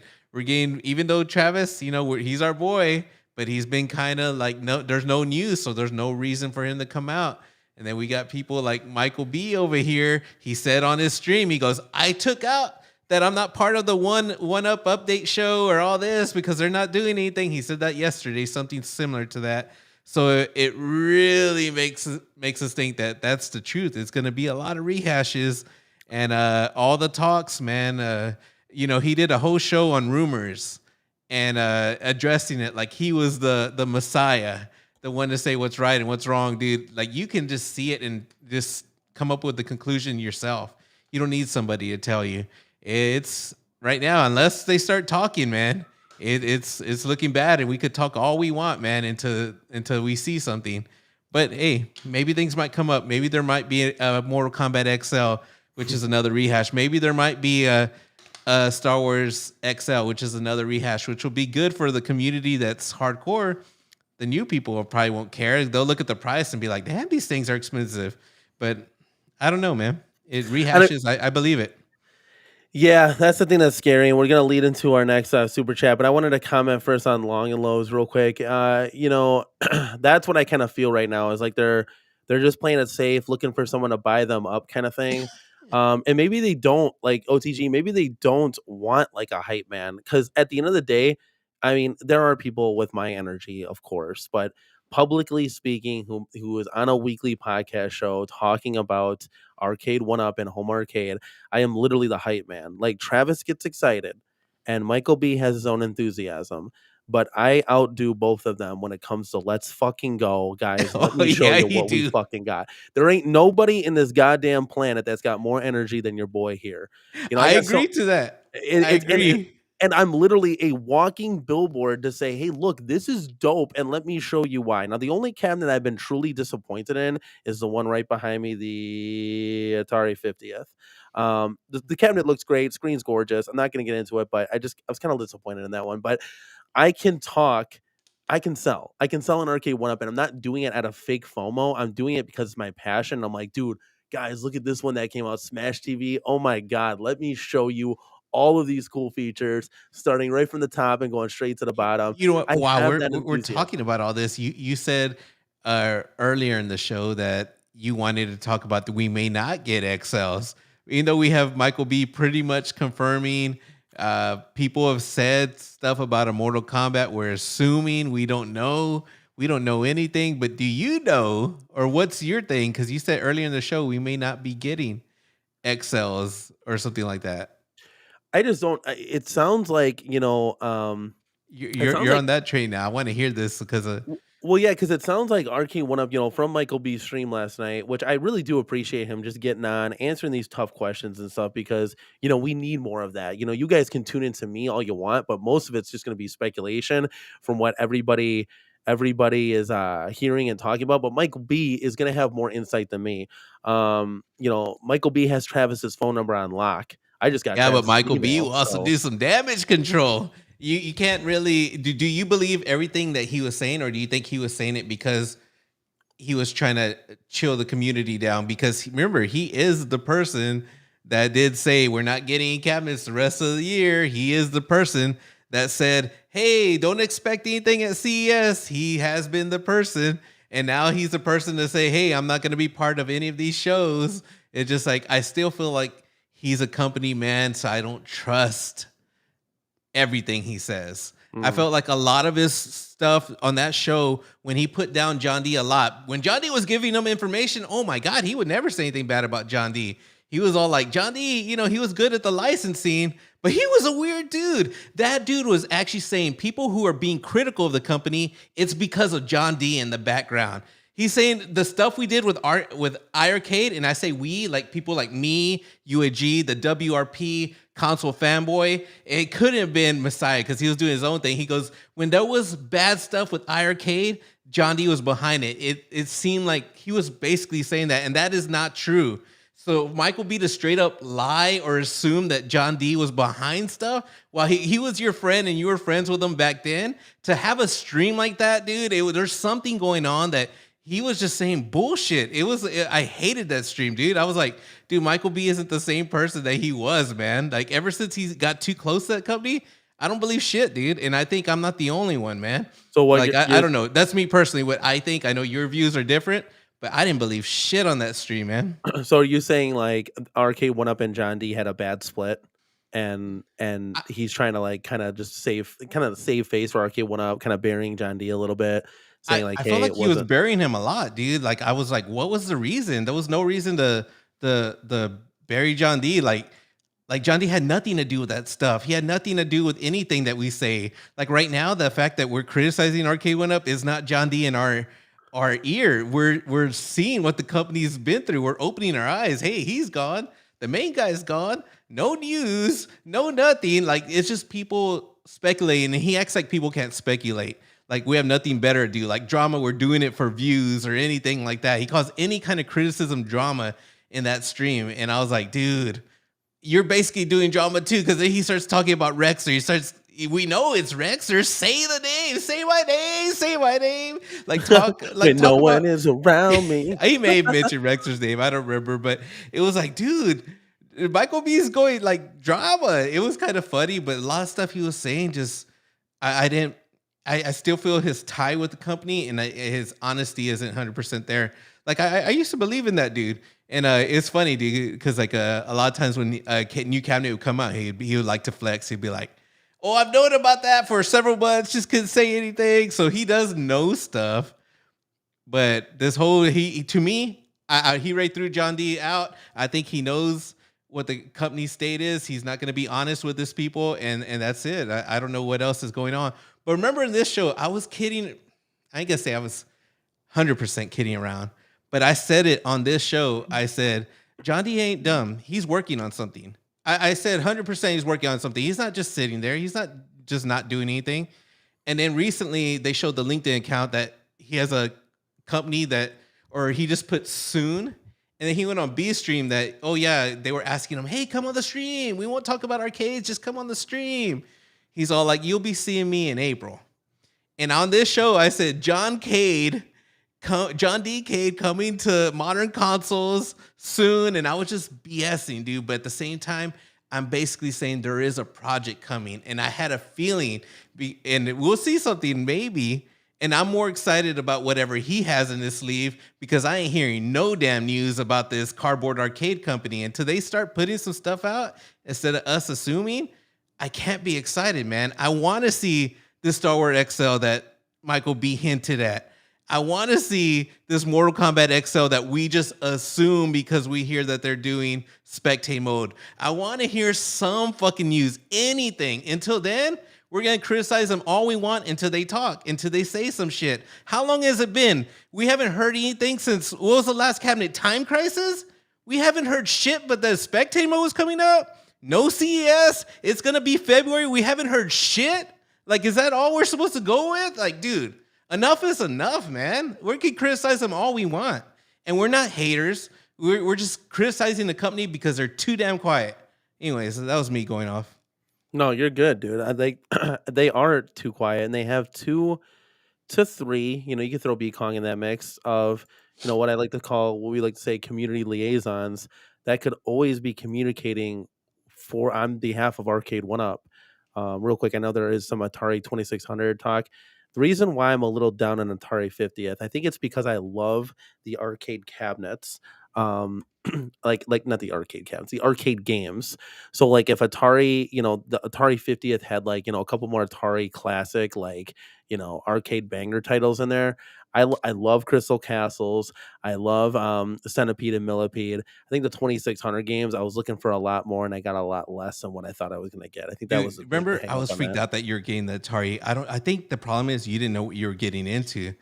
You do have the other cabinets, but it's basically some of the same games, right? That your Centipede. It's the same games list. They just added the 2600 games. So what you really don't like about, like, is the controls fine? Like if you didn't have the Centipede, is the way the other games play, the arcade games, fine? Yeah, I prefer the BOE monitor literally like blows that TN out of the water. So I just wish if that Centipede had a TN monitor, I think it'd be a beautiful cabinet. It still is. It's still in my arcade. It's still just sitting right in front of me. Because those 2600 games stink, but people like me still like them, dude. There's a nostalgia factor. It's 100%. I think it's just maybe arcade or nothing for me. Yeah, and I think a lot of it, like I had to teach you how to play Yard's Revenge, like just the basics. You're oh, that's what you do. I think there's a lot of those games that you have to like either read a manual or whatever, but they're weird, dude. It just was a beginning of gaming, dude. It was like before the NES. It was so primitive, man. But I enjoy Atari games. KFB had a quick question here. The chat is flying, which I appreciate it, guys. I don't know where it went. KFB, you want to re-ask that? He was saying something about that 1UP show. Literally, guys, like this is just my opinions. I think personally, Arcade 1UP needs to have some sort of weekly show where it's just that 1UP show, right? It's me, it's Travis, it's Michael B. the Game Genie, and you guys have everybody's own opinions. We're all pro 1UP, guys. No matter how hardcore or passionate I get, I want Arcade 1UP to shine, guys. Look, it's not for not for nothing. Guys. You turned you're not credible. You turned it around. It's not for nothing. It's not for nothing. I'm just showing the logo. That's all. Okay, I you want Arcade One Up. I want Arcade One Up to succeed. It's just they're doing some real stupid things a lot, and I wish I could just get in there and fix it because we could avoid a lot of BS if someone that knows the community and knows what's going on can fix the problems right out of the gate. So we get on a show, even if it's for a half an hour, and we just talk to the community. That's it. Hey You know guys, what? like It's so easy to say that, but this company can't even put out a decent commercial. They have Cyrus over there prancing around with his AirPods sticking out like crazy and into like a cell phone and real bad quality. They're not the. You don't have the face. You don't have John D speaking out to the community like Arcade One Up was. That's gone. They did say they were going to do a show. They said they were going to do the One Up update and all this when Travis came on board. They were going to do all these shows and they never did. And if anyone could run a show, it's Travis. And Travis saw some issues there that he even got into. He was like, I'm done. But he went back and then they're just not doing anything, dude. Like they won't do a weekly show, which is something that I wish they would update something. But if they've been quiet this whole time, what makes you think they're going to go on every week? They just always. But they see that's the thing. They wouldn't because they're not professionals. Like as good as like whatever you guys want to say about Cyrus, he's got the title now of VP Senior Licensing. Oh, dude, let's talk about that. Hold dude, on, dude, I did a whole video that those were big shoes to fill, and they got an intern. This dude that's a robot. Dude, Yeah. Oh, sorry. Go ahead. No, you're fine, and you can express your thoughts. That's what we're here for. We're here to have some fun. So, like, as good as these guys are, like, they're not radio podcast hosts, guys. I know. Like, you guys are watching me right now, right, OTG? And you said it yourself, like, dude, if this goofball can do it, anybody can do it. That's not true. You got to have talent to host a show. Like, you got to have talent to be on the radio. You can't just put any guy in front of a mic and expect him to be entertaining. That's not how it works. So like 100%, you seen Cyrus in front of the camera and you seen him seem nervous, and then you see Nicole that looks like she don't want to be there. And yeah, dude, you definitely need some kind of presence, but they had that at one time. Somebody that would come online, somebody who had personality, somebody who got along with the community, somebody who tried to update and give hints and start mingling with other YouTubers. That was John D. Somebody who current YouTubers are turning their back on and talking shit and making up things. We had that at one time. It was great, but those good times are gone, man. I don't see anyone from that company coming on and being a online presence that would do it on their own time and not get paid because that company isn't going to pay for anyone. The marketing they pay are all those ads that come at you, the emails that come at you. Their marketing team is something different. In fact, I don't even know if there's a marketing team right now, the way things are going. What are they going to market? Sales? And the only marketing I've seen is with that cell phone. I haven't seen anything. But away from that, we're not going to get no YouTube things because they look at us, they say we're the 1%. The quote, the name that Michael B said, the whales, the people that are going to keep buying stuff. They see us as not important. They're trying to go after bigger stuff. That's why they went with the NFL. They thought they were going to sell to all these people who watch these NFL games and all this. It doesn't happen like that, man. They don't realize the target community is us. The target community is the older men. And until they realize that, it's just, I don't think we're ever going to see a presence, dude, of a weekly show. But that's why we have you, Danny. You're a hardcore fan. Yeah. You bring those people together, man. You get Michael B. Y'all do y'all's own thing. But I don't even know if Michael B has that excitement to do it. I think it would be great. I mean, we don't, there's only room for kind of like one exciting person. The other people, everybody can bring their own perspective to the channel. Not everybody has to be like a hyper case like me, but like, I think it would be good. I think it would be informative. I think even if, half an hour, guys, I can easily fill a 4-hour time slot talking Arcade One Up. So 30 minutes to just get on quick, do a Saturday night show, meet Travis Michael B and just say, hey guys, this is what's going on. Hey, ask us some questions. Like, hey, Arcade One Up was thinking about doing this, that, and the other guys. Let's put a poll in the chat. What kind of games would you like to see to the community in the future? You don't have to make it some secretive like club where it's like, oh my god, they found out pole position. We gotta move Arcade One Up headquarters to India. They're on to us. It's like, guys, it's feedback. That's all it is. Like, you guys send out email blasts. It's another form of just communicating with your fans. It'd be cool to do like giveaways on there for apparel. It'd be cool to do like various updates. I mean, James says something real quick. We got a $2 super chat. Cyrus doing Christmas commercials on that iPhone 3GS on long and low. Thank you so much for supporting the channel. But that's funny. James Hates Everything said something, and this chat is flying. I absolutely love it, Wait, guys. did you 82 see people in the the other building. super chats? They may be. Oh, the $10 one. Did we read that one? Yeah, we read all Wait, those. I wait, and appreciate you, OTG. Yeah, we read them back. We didn't. I how about showed Council KFBs? Did Fanboys you for a read that minute, one? but yeah, you can go ahead and read it. I showed up on the board for a little bit, but you can. All read right, it. that 499 super chat, Danny. How did you feel when you heard Michael B saying the One Up show is not happening? And OTG, of course, I have that clip. I got all the clips. He's asking you.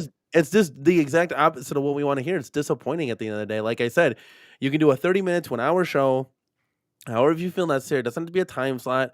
It's just we're getting on, answering community's questions, feedback. I mean, you see the interest, dude. When there's that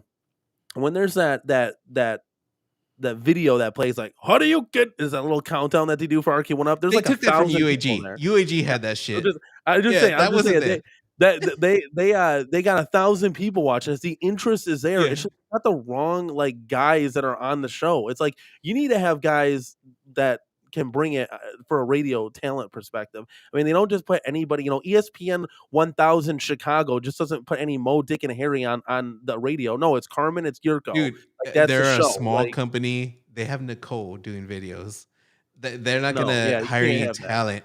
The only reason they got Justin Wong isn't because Arcade 1 Up attracts all these people who are old school in arcades. Yeah. They only got Justin Wong because why? Because John D. That's his friend. When John D goes to the biggest event, Evo, in Las Vegas, guess what? He can walk there. Capcom will be like, hey, John. Everyone in the FGC knows fucking John D. Everyone, dude.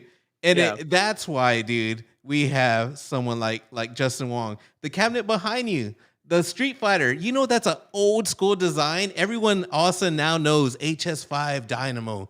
Nobody knew that a year ago. But now everybody knows. You know who said, what would be cool? If we went that old school Dynamo design. You know who? John D. John D. Yep. There's not going to be anyone in that company that I know of right now, unless they hired somebody that has this passion running behind there. It really feels like the shareholders, like what they say right now, they're trying to please them and just rehashes after rehashes after rehashes. Good question. Does Justin Wong still work for them? I don't know that answer. But what I can say, if my friend was like, you know what, this company either let me go or I said, screw them, whatever. I left this company and I go start my own, but I got you in. You know what I'm going to do? I'm going to be like, hey, dude, come work for me. Either that or be like, dude, screw that company, man. Or maybe that company, you think that company's even paying him? Because Justin, I keep calling him Justin. Justin Wong, yeah, that's him. Justin Wong's all about the money. You see him on the ads. Dude, I had a Streamlabs ad just pop up that had him there. That dude's a shill big time. And I haven't seen him shill anything from 1UP. So I wouldn't doubt it if those Capcom licenses are gone. I wouldn't doubt if he's gone, but we'll see. I don't know at the end of the day. But I believe he's gone. Yeah, they shedded a lot of their I don't want to say unnecessary payroll, but people that just they didn't see value or whatever. Like they got rid of a lot of the warehouse team. Any type of direct to consumers gone. B Kong let us know about that. I would assume guys like Justin Wong are gone. They're just they're trying to rebrand everything to where it's like, hey, we want to make this into a profit so we can kind of sell the company. Yeah, dude, I'll tell you why I think Justin Wong even came aboard. I think he was supposed to be a big sell for that Marvel vs. Capcom 2. Because he's definitely one of the best in the world at that game. And I think that's why he was hired on before. And that obviously didn't work out, man. But he's done some stuff, some Q&A in the background. But I don't think he's really, when they say works for the company, I don't think he really does much stuff there. Like, it's not like they're even beta testing all the time or anything like that. So I would question how much work that dude actually does. But I doubt that he's there. I mean, Paul Miniman says here, Justin Wong still shows full-time Arcade 1 Up on his LinkedIn. So yeah, I doubt Justin Wong is a gamer. He's employed by himself. I doubt that he even updates that LinkedIn. I doubt he even goes on there. But I could be wrong. That's what I assume. Yeah. Yeah. So I mean, great talk all around. I guess at the end of the day, I just wish they were just more transparent. It doesn't have to be, giving away every title. We're not talking about that. We're just saying, you have these community liaisons, use them, just use them and say, hey guys, do a show. They do have this is them, what you but can if they say. don't This is got no what you don't have to news, say. Yeah, well, Is but Travis still that's one or is he not one? but hey, OTG, just to let you know, how do we host a show every week and there's no news? How do we do it? People just want to hear you live stream. They love your Let's go, personality. dude. They Let's love your go. energy. That's the But reason why but people are that's here. but that's the same. What's the difference then if I just have a little arcade one up patch on me that says, "Hey guys, let's do this." Like, and let me get your feedback, Hey, Dude, you would be the tell us what perfect was guy. I'm wrong with telling you. literally. I can go with that. You would be the perfect dude to hype people up. I am not disagreeing. And It, also, it's not even that. It's not like I'm wanting to be like you're Captain just being Chill. you. You're hyping people Exactly. up just being And you. I You love it. I would want to know, guys, tell me what, tell me and Travis and Michael B, what was wrong with the HF5 Dynamo? What did you guys dislike about it? What did you guys like about, well, hey, looks like they didn't have the light up coin doors. 100%, man. I'm going to make sure that gets addressed 100% of the time. Like, light up coin doors going forward. No ifs, ands, or buts about it. Like, put it on us at the end of the day to deliver that message. Like, that would be like great community feedback, because at the end of the day, Arcade One Up, it's only going to make you better. Don't you want to get better? That's what you're trying to do. Nobody, when they wake up, the offices are probably closed now. Maybe Cyrus is trying to get some licensing deals. Fingers crossed. Let's go. When they open up the doors at 10 in the morning, they don't say, okay, guys, how can we really suck it up today? It's no, how can we get better? How can we sell more? How can we improve the designs? How can we get more licensing? How can we get new titles? How can Best Buy buy more cabs? Like, that's what you're doing. That's what the show would be about. And that's what we're here to do. And it's just like, I just feel like at the end of the day, I have the most passion for it. Just because I'm loud and proud with it doesn't mean I don't know what I'm talking about. Yeah. And yes, I need to know more as opposed to why they do things. Why doesn't Best Buy buy said title? Makes no sense. You know what? I would, but You that's do have a passion for it, and your passion's very real. I don't look at you and say your passion's fake. And I can tell when people have fake passion. I like to pride myself with that. At least I think I do. At least when people are being fake and stuff like that. But dude, I have a lot of passion for it too. That's why I'm very critical. I'm very loud. Like, I'll speak my mind on it. But then you got people like Rexer that just want to hate on it no matter what. But yet if something comes out, he's going to shill something for another company. If New Wave Toys sends him something, he's going to shill it, what was he shilling recently that was a joke? Oh, the My Arcade. He was shilling the dude at the convention at those things. There's different passion, but Danny, you're 100% right. But I want you to bring up that super chat. Bring up that super chat from right Zero there. Redux. There you go. Read it, baby. Meanwhile, in the background, At Games is building the Death Star. All right, Thank you, Zero we gotta Redux, give for respect supporting the to that channel. super chat. 100%, guy. 100%. Thank you so much, Zero Redux, as always, for supporting the channel. We really appreciate it. Yeah, that's probably one of my favorite sounders, and I love some of the other sounders that we were gonna have. 100%. We got another $5 super chat here from Jason Little Alien, one of our top mods in the building. There's nothing more loud and proud than this $5 super chat from Kevin Clausen. Let's go. All right, let's see here. Stupid Fat Halbert saying Travis was at the hospital. Hopefully he's doing well. I did see a post, but I thought it was something he said he posted and people reached out to him, but he was just letting out. But I think I'm paraphrasing what I saw on Twitter. But hopefully everything's okay. Yeah, fingers crossed, guys. Just to be a little transparent with you, we always talk about transparency. I communicate strictly with Travis through email. I don't have his direct phone number. Otherwise, I would have blown it up 100 times by now, because that's one of my good friends in the home arcade community. I want to make sure that he's okay. So I haven't heard an email back. I assume he's not checking his email if it's something serious. So thoughts and prayers go out to Travis MCP, hoping for a speedy recovery. Maybe I'll reach out to Michael B here and see, because I know he's got his number. So look at him. He's got Travis on speed dial. He's got Michael B. Look at you. Oh, come on connected. now. I love everybody in the home arcade community. I'm passionate, man. I want to bring the community the games that we are thriving for, because not only do I want them and I'm selfish for them, but I want you guys to enjoy them too. All the time we get, we see people's home arcade tours and stuff. Like, how cool would it be to see a couple of Hydro Thunders in there? Like, that would be dope, linking these things. By the way, linking needs to be like the thing going forward. I mean, if you can link something, that's more money in your pocket that you can go ahead and buy said 1, 2, 3, 4 cabs kind of thing. Hey, dude. So if we do, I'm only going by news that I hear that I can be excited for, and that little hint that John D threw, we'll be hearing from him in April. I'm a little hyped with that, dude. So Dude, tell me how you feel. Do you think, Danny, that John D said, you know what? I'm the Capcom guy. I'm the guy that's been working there forever. I'm the guy that got hired on because you guys wanted a Street Fighter and I believed in you guys. Well, this is all with Scott. Him and Scott had a friendship. That Street Fighter behind you, do you think he took the Capcom licenses and said, you know what? They're coming with me. I'm the one that worked hard. I'm the one that got them. Or do you think there was something smart enough in his contract to be like, hey, if I go, if I I'm go, bringing my licenses with me. I can see that. Who knows? You know, these guys are so tight knit. Who the hell knows? But I did. You know, Michael Beach did shed a light. Let me just read this $4.99 super chat here because you know we're a small channel. We got to read all the super chats. Danny, you are trying to rationalize with an irrational company. Something like it sounds like Batman: The Dark Knight, kind of like a Joker thing. You're talking to a wall when dealing with Arcane One if they're too stupid to understand. I mean. Dude, you read the awesome super chats. I can't believe he wrote that. Fucking console fanboy. Let's go, dude. Hey, I haven't seen you this. I haven't seen you this hype since Moat wanted to go full screen.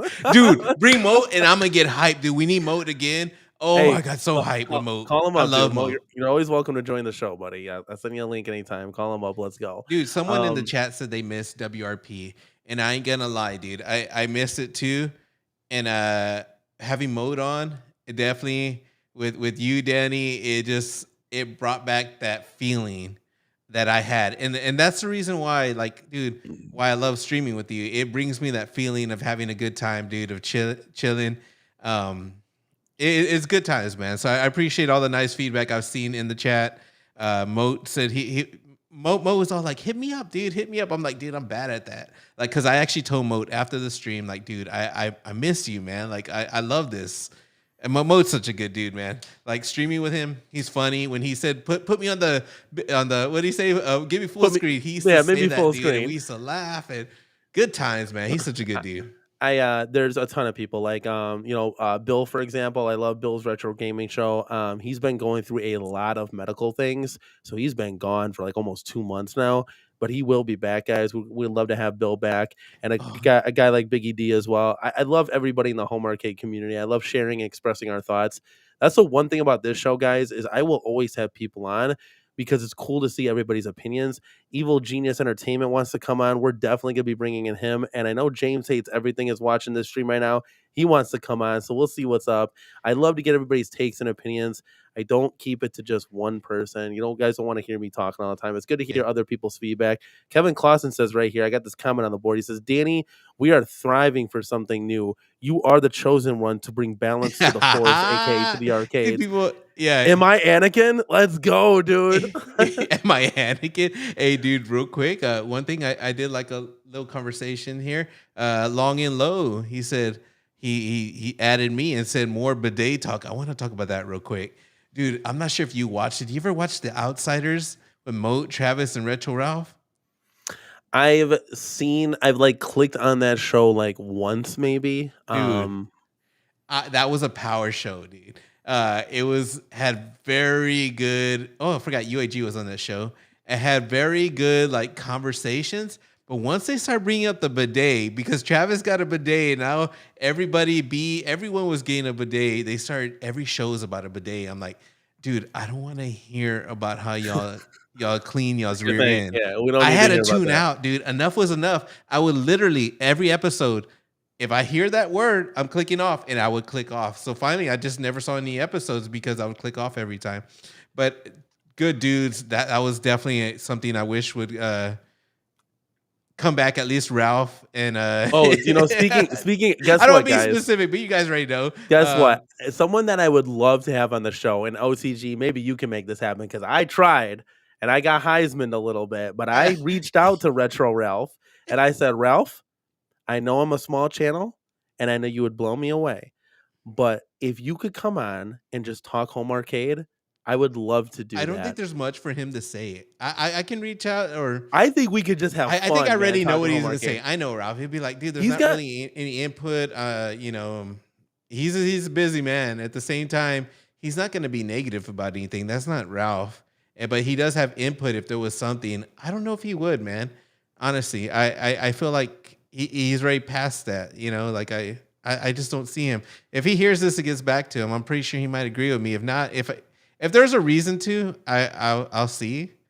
But if he gave you the Heisman, I mean that probably spoke louder than He words. gave me a Heisman in a friendly way. He just said, I'm super busy, got a lot of stuff going on." And it Oh, was funny.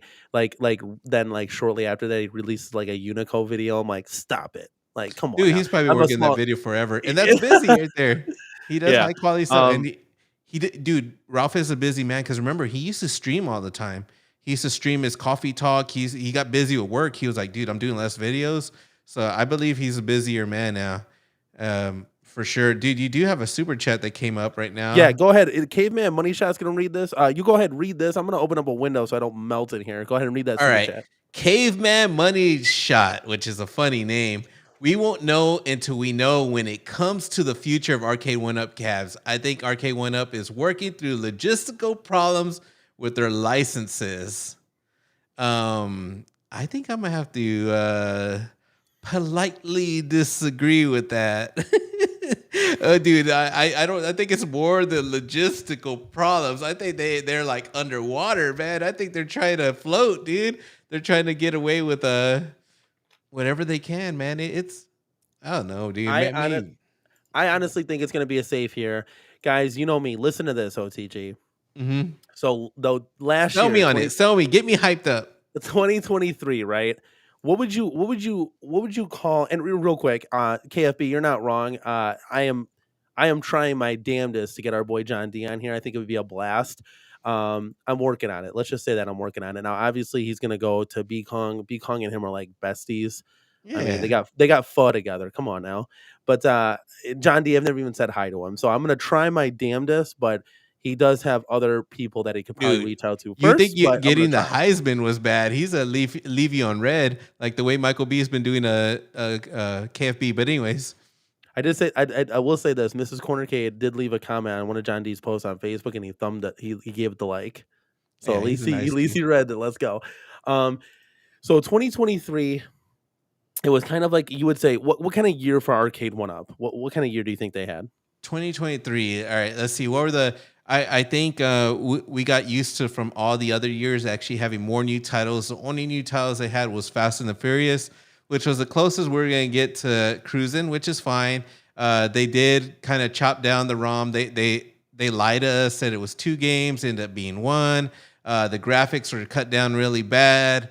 Other than that, I think most people's reaction was they were happy with it. It's just something that was through Best Buy.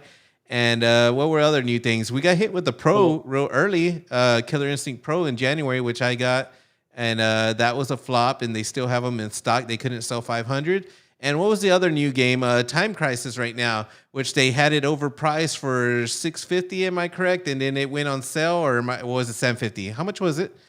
Shop Hippo, I know it was expensive, $750, right? $750, yeah. Yeah, and then it went on sale shortly afterwards, and sale prices kind of let you know what's going on.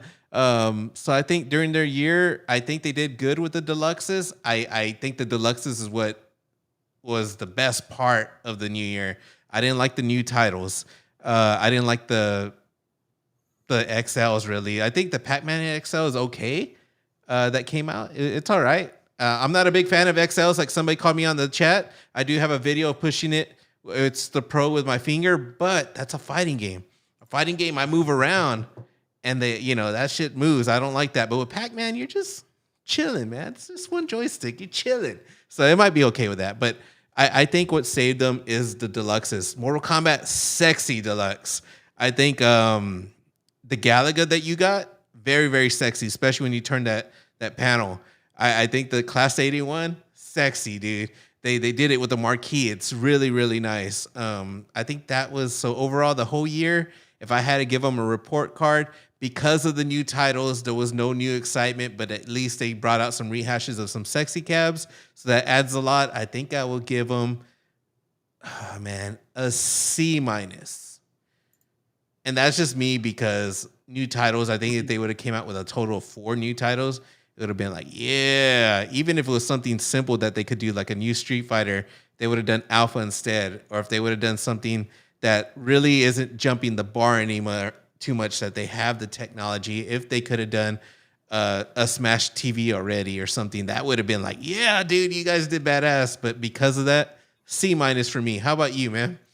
Okay, so just to highlight real quick, we had the CasinoCade, Pac-Man XL, which I mean, I'm not really gonna say it's a new title, even though it's just like a new form factor. So let's just say CasinoCade, Time Crisis, and Fast and Furious, right? Um, and then a bunch of just rehashes. Caveman Money Chat, real quick, $1.99 super chat. Pac-Man XL for an old guy like me was fantastic. Thank you for supporting the channel, See, that's man. cool. It's cool. Like, trust me, guys, you'll never find a more bigger support of Arcade One Up than here, man. I'm telling you, like, I'm passionate about it. You're gonna hear raw, real stuff. That's just who I am. So, I would say it was like a down year, right? Well, guess what, guys? In 2023, and I counted it up. I was like, when I was like, oh, I made a slide. And I don't have it anymore. I was like, shit, I bought 10 Arcade One Ups, 10 guys, and that was a down That's a year. lot. Yeah, and guess what? I was updating things. So Mortal Kombat behind me, Street Fighter, on and on and on and on. Got the pub table. Let's go, rocking that out in the kitchen. But that's on a down year. I purchased 10. So, and like to your point here, I'm saying, yeah, it's like a C minus. It's like, they re-released NBA Jam. They came out with Miss Oh, Pac. the NBA Jam is nice. Yeah, I told Cyrus too when I had him on, and I wish Cyrus would come on more. But when I had me him too. on, Bring him. I want to talk to Cyrus. Ever since I love Arcade One Up, guys. Yeah, but yeah, you got to get on more. You got to get in front of people more. But I told him before the show started. I said, "Hey, Cyrus, that deluxe NBA Jam looks dope." Like, I remember like growing up with that, but I was like, if you just made it a 2-player, day one buy for your boy, 4-player, not even gonna look at it if it's $199. Not even gonna look at it. And he's like, really? And I was like, yeah, make all of your 4-players 2-players, and I guarantee you'll sell double, 100%. It would, dude. I said you're cannibalizing your market. You know that, right? If you have 2 4-players next to each other, you can literally fit 3 cabs. So why would Dude. you do that? Like, so, and that's, the chat's gonna fly on this, and everybody's thoughts of their own opinions and thoughts, and it's awesome. We're here to spread the joy and to talk. But I'm just saying, like, why would you cannibalize your own market? This hobby is different. You need space for these things, right? OTG, when you have a PS5, I could download, or I could get a 5 terabyte external hard drive to put all my games on. I can't just make more room. Like, you gotta make, like, OTG, the next cab, we're taking the door off. Like, this is that's where I'm like, shit, Danny, dude. Stop. No, this is where you keep going. Stop. Then we're gonna I'm line the the only whole. person that's Hey, gonna listen, tell you. we're gonna Stop. line the whole hallway is getting lined up with party cades. No, I'm just kidding. Like, no, Daddy, Hey, should no. we put a party cade in the bathroom? I'm just kidding. Oh man, yeah. So that was like a down year, in my opinion, which leads then into 2024. It's like, what console fanboy? Come on now. There's always gonna be a next cab. This is the CornerCade, bro. Stop it. Like, so I want to know, like, so 2023. Look at Finn's basement. Bassman says, I bought 6, sold 5. Kind of making the transition over to deluxe possibly, but I don't know. I think at the end of the day, I think with 2024 coming up, it's like, what honestly, and I've asked this question before, guys, in the chat. What honestly could they re-release? I feel like they re-released everything. They came out with Big Buck Hunter. They did NBA Jam. They did the Pac-Mans. They did Galaga. Like, are you gonna re-release Dig Dug and make it a Joust or whatever? Are you gonna go to a different form? Like, what are you gonna do? Dude, I think they're gonna keep doing. They're gonna be a factory of Pac-Mans and Mortal Kombat. Maybe not Street Fighter, because John D's taking that away from you guys. And that's the question too. I don't know. I'm just no. That was, remember, you asked that question too, and I was like, maybe, I don't know, but I kind of agree with Michael B on this, where I don't know if he took the titles, but I bet you he can make it pretty difficult for them to get those titles again. Where he could, like, Konami could go to him and be like, John D, you still with them? It's like, no. And it's like, Cyrus, I wouldn't do nothing with Cyrus if I were you, kind of thing. You remember that list. And that list, one game that no one really talks about, if I remember correctly, on that list was the Big Red, the SNK games. I'm pretty sure anyone went up right now is like, SNK? What's that? Neo Geo? What's that? They probably don't even know what it is. Cyrus probably don't know what it is. That's all John D right there. And if the leak thing, remember the leak? And then they lost the licensing. Unico got it. Now Unico also they have no licenses for that. They're coming out with a Visco cabinet, which is the worst Neo Geo games ever, except for Breaker's Revenge. Shout out to that game. That game's funny. I beat Damien on it all the time. Yes, I said that, Damien. Damien won't play me no more. But other than that Visco cabinet, the small one that came out was kind of like whatever. But now they're coming out with the Nova Blast, which has no licensing, which is smart, but it just shows that they have no licenses. More likely, 100%, I'm convinced they lost the licenses for that. I studied Unico for a little bit back then when I first came onto the scene. But John D, with him, they may have got the SNK licensing because that's what it sounded like. With Big Red, they're going to have SNKs. Maybe that's gone too. Because I don't hear no talk. No one's saying hey, there's going to be a Big Red this year. No one's saying. I don't want to cut you off or anything, but the chat is blowing up because somebody's in the house, OTG. Who's in the house? John D is in the building. John D is the real John D. Text me if it's the real John D. Look at right here. I haven't heard from him forever. I love that guy, man. John D, what's going on, man? Welcome to the CornerCade. I can't believe that John D found my channel and said, what are these guys talking about? Look at now, he's got to go. He's like, I'm out. See you later. We had him and he's gone. What did he say, man? He went away. But he's giving the thing there. He says, it's all about relationships. And just want to say hi. I got to go. Dude, that was so awesome. It sounds like him, man. Good, just passing through. Big ups to Danny, OTG. And that is true. It's all about relationships, man. And I told you, man, I saw that dude at Evo, and I saw what relationships was. And, yeah, that was an experience, man. And that's why I don't see that with the company anymore. And see, that's where, I don't know, man. I'm not saying that I could do it. I have no idea what I'm doing. But, I mean, good God.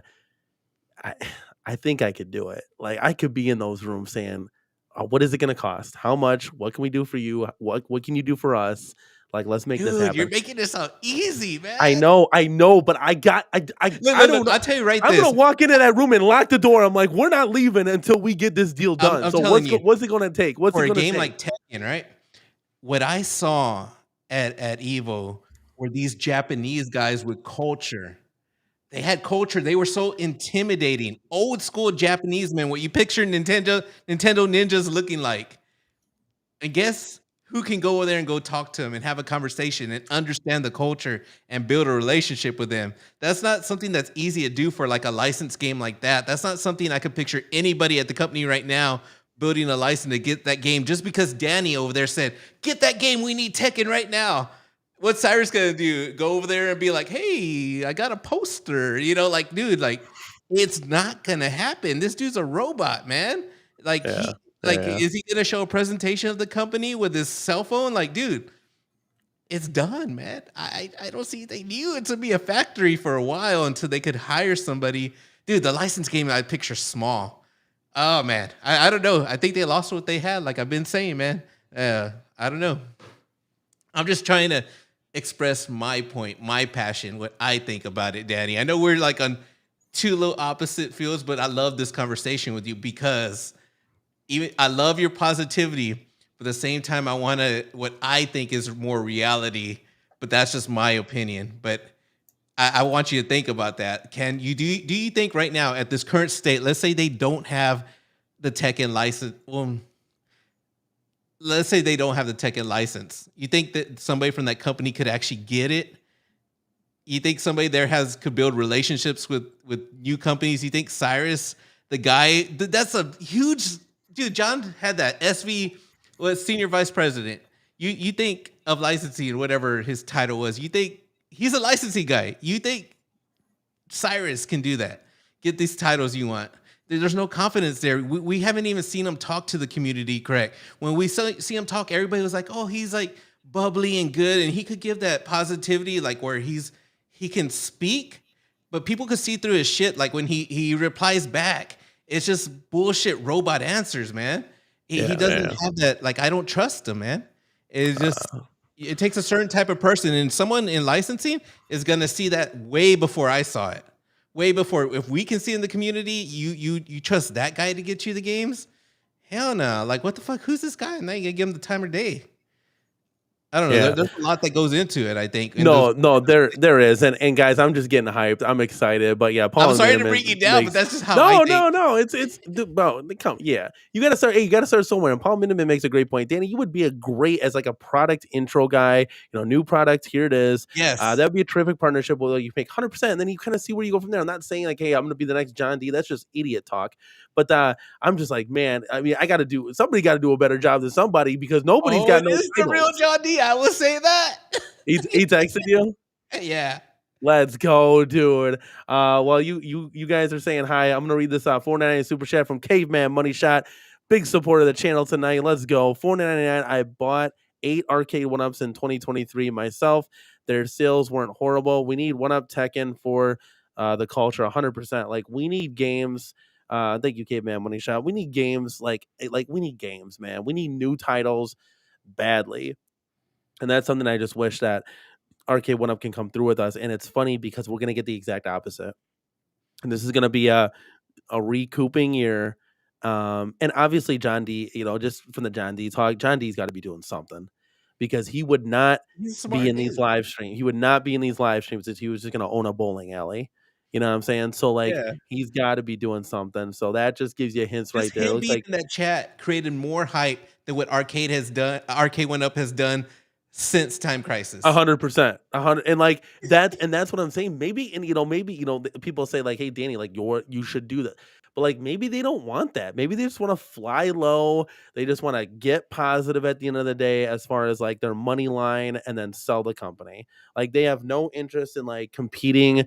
And I'm just looking at my mic here. My mic keeps going. Why does it lower the volume automatically? It drives me It's the nuts. software, dude. The software, when you have that automatic whatever, God it's for the damn. settings. But dude, Is you my sound good.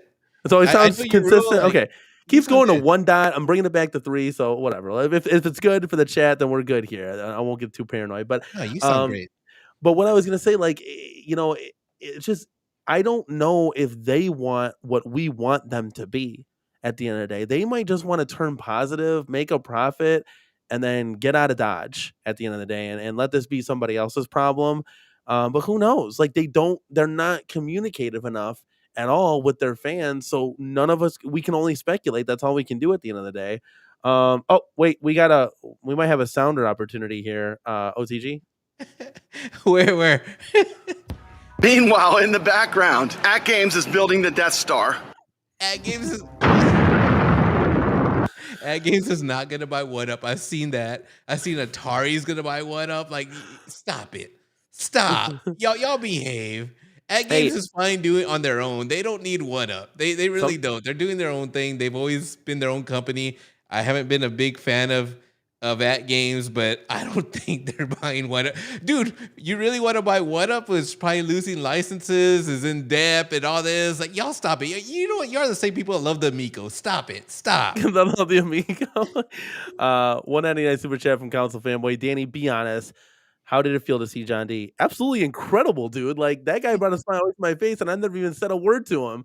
But I've seen John D enough. I mean, what kind of executive CEO? This is what I'm talking about, the difference. And I guess this is where you don't know what you got till it's gone. John D hosted an office party, invited anybody that wanted to come. That was hype. You had to be a YouTuber. You could have been Jack, Joe, and Smith, and you could have come down, kick it with John D, play the arcades, have some fun, whatever, and just chill and talk community talk while B was doing a stream. Like, dude, I would have been there in a heartbeat if I lived in that area. Like, are you kidding me? I don't see Cyrus doing that. You see, that was dope, man. And I'm not saying that Cyrus has to be John D. That was John D is down. Like, dude, let's do this. So that's the kind of hype that we're talking about. That's the kind of cool stuff that we're talking about. And that's something that, like, again. Another thing John D would do, he would get online. He'd play Street Fighter with us, play games. Like, dude, like, he would actually get online and play games. Like, dude, like, you think Cyrus is going to be playing Street Fighter? You think Cyrus is going to pull a tick throw on you? Come on, get out of here. I tried to get him to play Blitz against me, but then he kind of just like, he kind of gave me the Heisman. So yeah, he don't care, dude. He don't care. He's just there doing intern shit and accidentally became the SVP because there was no one else. They're like, well, we ain't going to pay anybody to do this, but yo, Cyrus, hey, you want that awesome title that meant something at one time? SVP? Yeah, we'll throw it at you, man. I know. So wait. Pole position came to what? What was that little thing that we were talking about pregame? The My Arcade, I think The what? Yeah, the My Arcade things. the little So steering wheel. if My Arcade can get pole position, why couldn't Arcade One Up do something like that? Like I don't understand. They have the Atari partnership. I don't get it. Like this is the stuff that's like so frustrating at the end of the day. Dude, that's what Why? it made me wonder, dude. When I saw that game pole position, I was all like, dude, I assume that Arcade One Up is still under the toy and maybe something similar. I don't know, but then again, they always say we sell to retailers and they sell their stuff super expensive. But I think they don't understand how many old men would buy that, dude. Especially Yeah, if it was dude. cheap. Dude, Arcade One Up I likes would to sell their stuff expensive, but if it was a good price, I I think would people buy would buy it. it. Like I would buy it. That's a new game. Like that's a new title to get hype back into the home arcade market. So I don't know. It's just Year of frustrating the at the end of the day. handhelds. Damien is saying, dude, when we start seeing Year of handhelds, the that's when they're going, handhelds. shh. But I could see that happening. Year of the handhelds, I'm with Damien. Dude, what'd you think of Biggie D? Because Biggie D, he never called into the show, but he has a track record of being wrong a lot, and we tease him and poke at him and stuff like that. But he said the peasant versions, the 299 where Arcade One started out with that was going to be the year of that, which I think is ridiculous.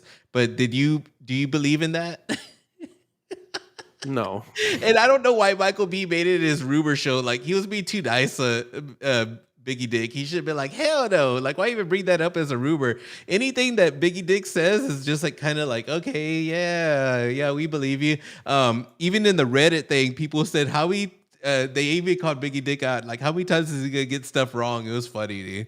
He's the same guy that said the candy Arcade One Up was looking or maybe he was hoping they would make a candy cab, but I was like, dude, ended up being Unico, which is funny.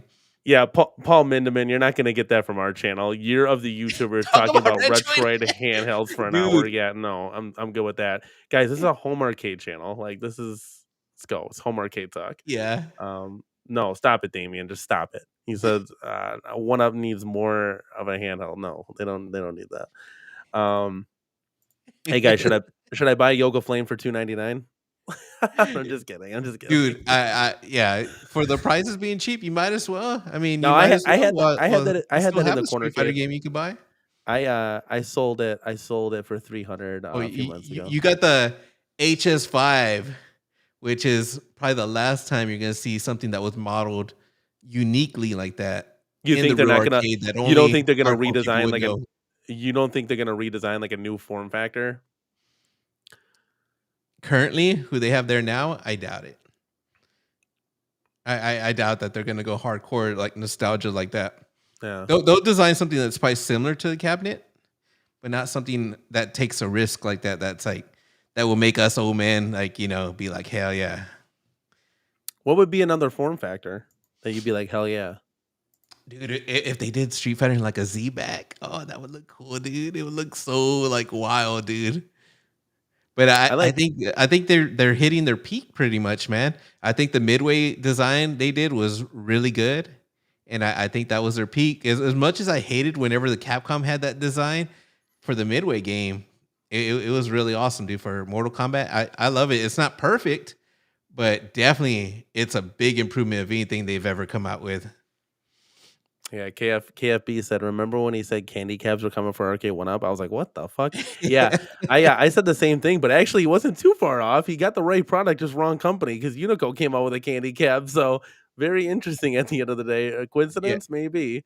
That was so Um, smart for them, though, man, to come out with that. They're like, we don't got any licenses. Bring your own license. It is cool, though. I mean, we'll see. Like I said, I actually have the screen, and it's all right.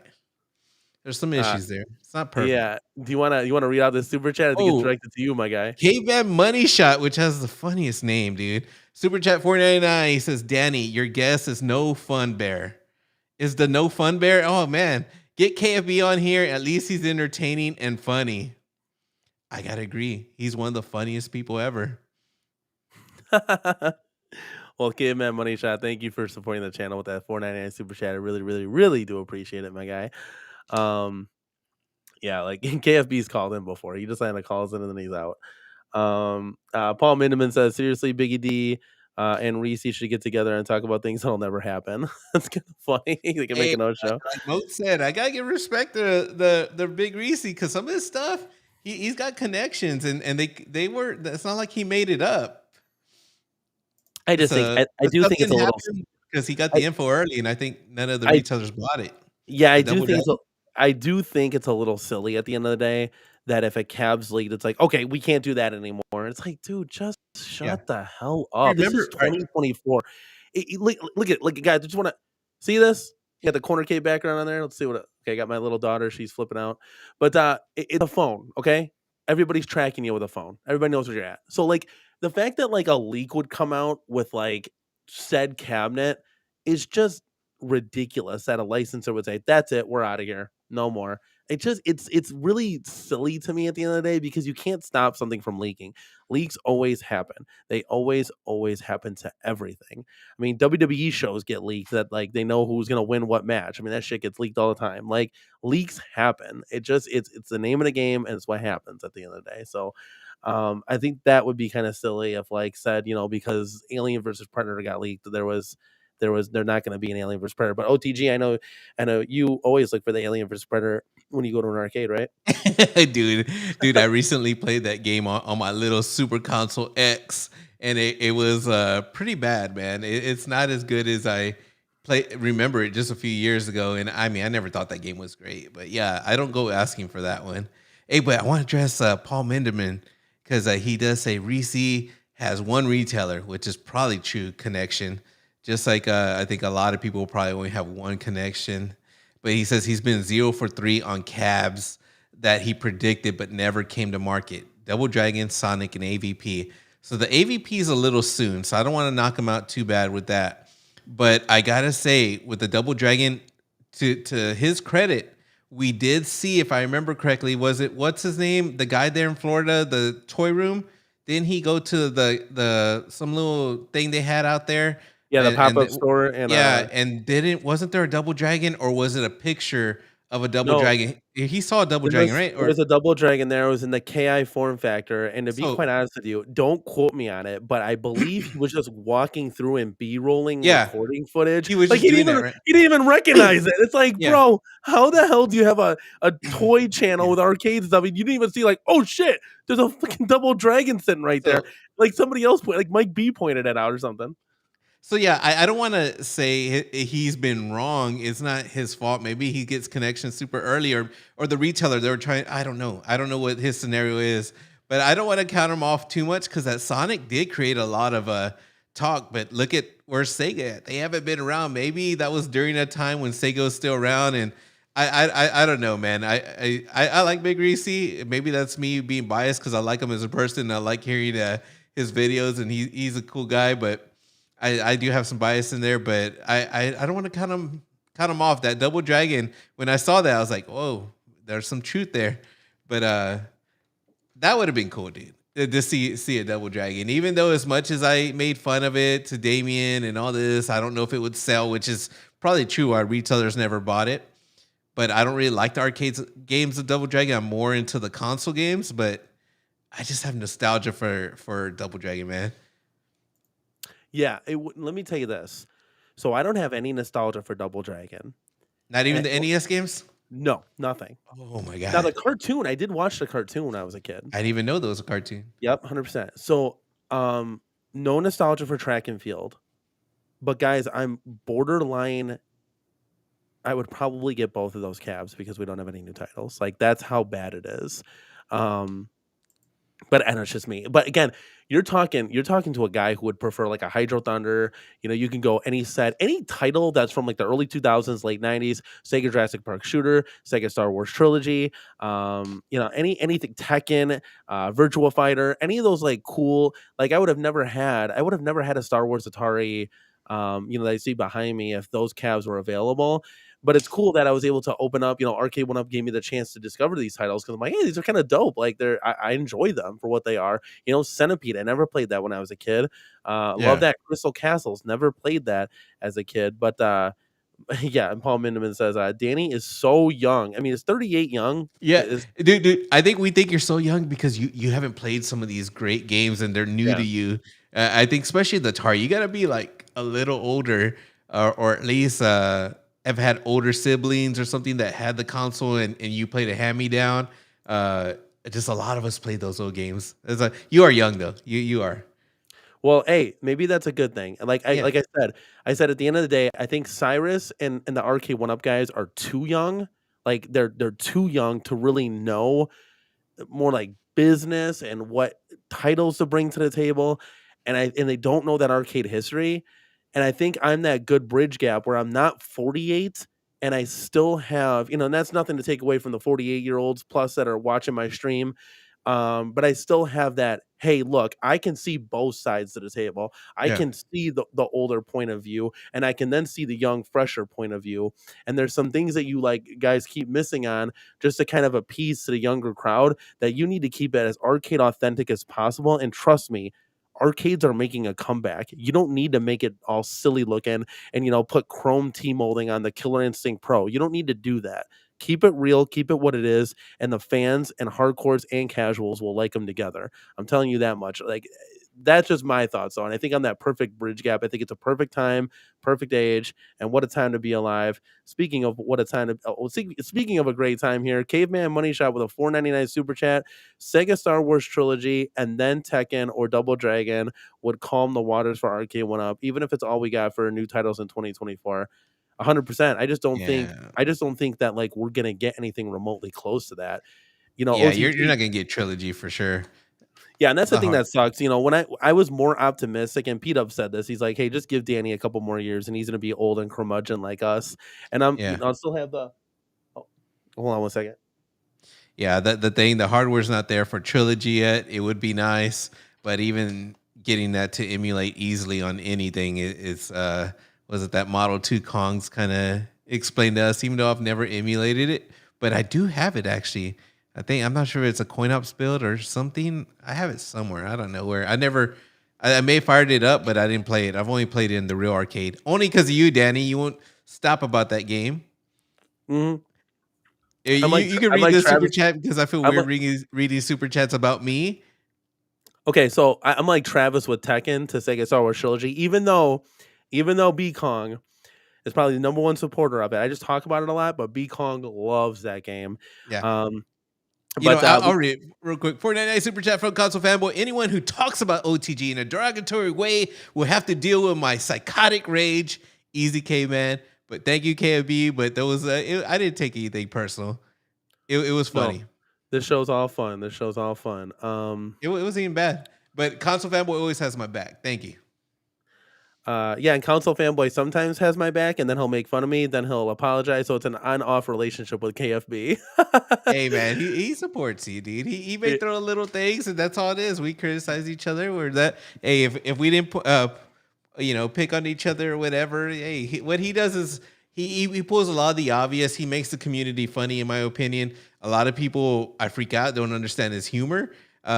He does have his things where he needs a little bit of attention and too much, and he interrupts chats, but people let him interrupt the chat. So you have control of your own chat, whether you want to read super chats or not, or ignore him or whatever. So it's all on the people. That's why when people say he interrupts chats, you know what? You as a viewer could just block him on there where you won't see him. A person running their show, if they didn't like him in there, they could block him or they could hide him, whatever. But people keep him in there. Like, that's fine, man. I think he's funny. He brings a big different part of the community we don't have. I love his troll videos. And if it wasn't for him, the community would be pretty dull, dude. I love comedy and I love humor. And I look at him as a channel to laugh at. And I'm glad that I became good friends with him because I get to see all those videos early and I don't have to pay this premium price. Love it. Anyways. Yeah, And no, I you're get good. I get to share ideas like, hey, dude, make a video about this. And he'll do it, dude. He'll be like, yeah, it's a great idea. I That's love funny. it, man. So yeah, no, 100%. Yeah, so I don't know. I mean, oh, God, this show is great because we go through so many different avenues. But as far as like So when you watched the entirety of Michael B's stream last night, didn't Yes, I you? did. I watched it in Okay. my watch party and on my Discord had a little watch party there. So I felt kind of like I didn't feel hyped afterwards. I felt kind of demoralized. Like, wow, okay, if we get more of the same, right? What exactly does that mean for 2024 and Arcade One Up? So if you truly think about it, OTG, if you truly go down the list, we came out with Galaga Deluxe, the Street Fighter, the Mortal Kombat, NBA Jam. With the title licensing restrictions, I was thinking, okay, maybe you could do an Outrun Deluxe, a Frogger Deluxe, Golden Tee But they'll have Deluxe. Sega. They haven't made anything Sega in a while, There so you go. So brought that there you out, right? go. So what the hell do you exactly come out with? Are you gonna come out with a Dig Dug Deluxe? Are you then gonna do a Blitz Deluxe because you still have the license, so you might as well? Like I don't I Dude, don't I don't know what I they don't could know if the possibly do. creativity of the people that are still working there are still there. If they're even gonna, they went through most of the Pac-Man skins. So they're probably just gonna keep it regular. Are they gonna just keep the same deluxe? Or are they gonna have to come up with something new? I really don't know, dude. Well, we're gonna see in 2024. As of right now, there's been nothing. We know nothing. 1 month has gone by, or not yet. We still got a lot of time. We're barely halfway in the month. But I'm ready. I'm ready ahead. We haven't heard anything. We didn't hear anything really the last few months. So let's just wait, man. I hope. Do you see anything new, or do you see them actually doing the same crap? So, one night super chat from Caveman Money Shot, Council Fanboy, saying he's the Kevin Hart of the Arcade One Up community. I mean, everybody's got to have their Kevin Hart, right? I hope. I'm hoping. I'm very optimistic still. No matter how passionate and aggressive I talk or get, it's only because I'm trying to get better at the end of the day. I kind of look at myself as a coach on the sidelines, guys. How can Arcade One Up in the home arcade community get these titles that we want? So I'm trying to get them better. But I honestly think that we might just get like 2 new titles from what I'm hearing. From what we heard last night. And guys, I'm hearing the same stuff that you guys are hearing. But I think that those new titles, and one of them's already been confirmed, guys. Like it's happening. They've already alluded to the 80s title that was coming out. It was supposed to come out last year. I don't know what happened, if they held out because they said, hey, 2024, we don't have any new titles. Let's just wait for not Super Smash Brothers. Oh my freaking god, Smash TV to come out in 2024. So that'll be a new title, but I don't know what else they could possibly do. And that I assume a Golden Tee Deluxe would come out. I think that's like a no brainer at the end of the day, and that would be a day one buy for me. But again, we're gonna see a lot of the same things. So then do we see another? I assume they did the best of the best in the yellow Pac-Man Deluxe. OTG, do they do a different Pac-Man, like a Super You Pac-Man Deluxe? you know what? Paul Minderman over here. I saw someone was saying like to read his comment, and it might summarize everything. Nice and simple. The deluxes will be titles they haven't released in that form yet, and the XLs will be the ones they have. So Yeah. that could mean in the XL, we may not see that Pac-Man. We will see a 1981.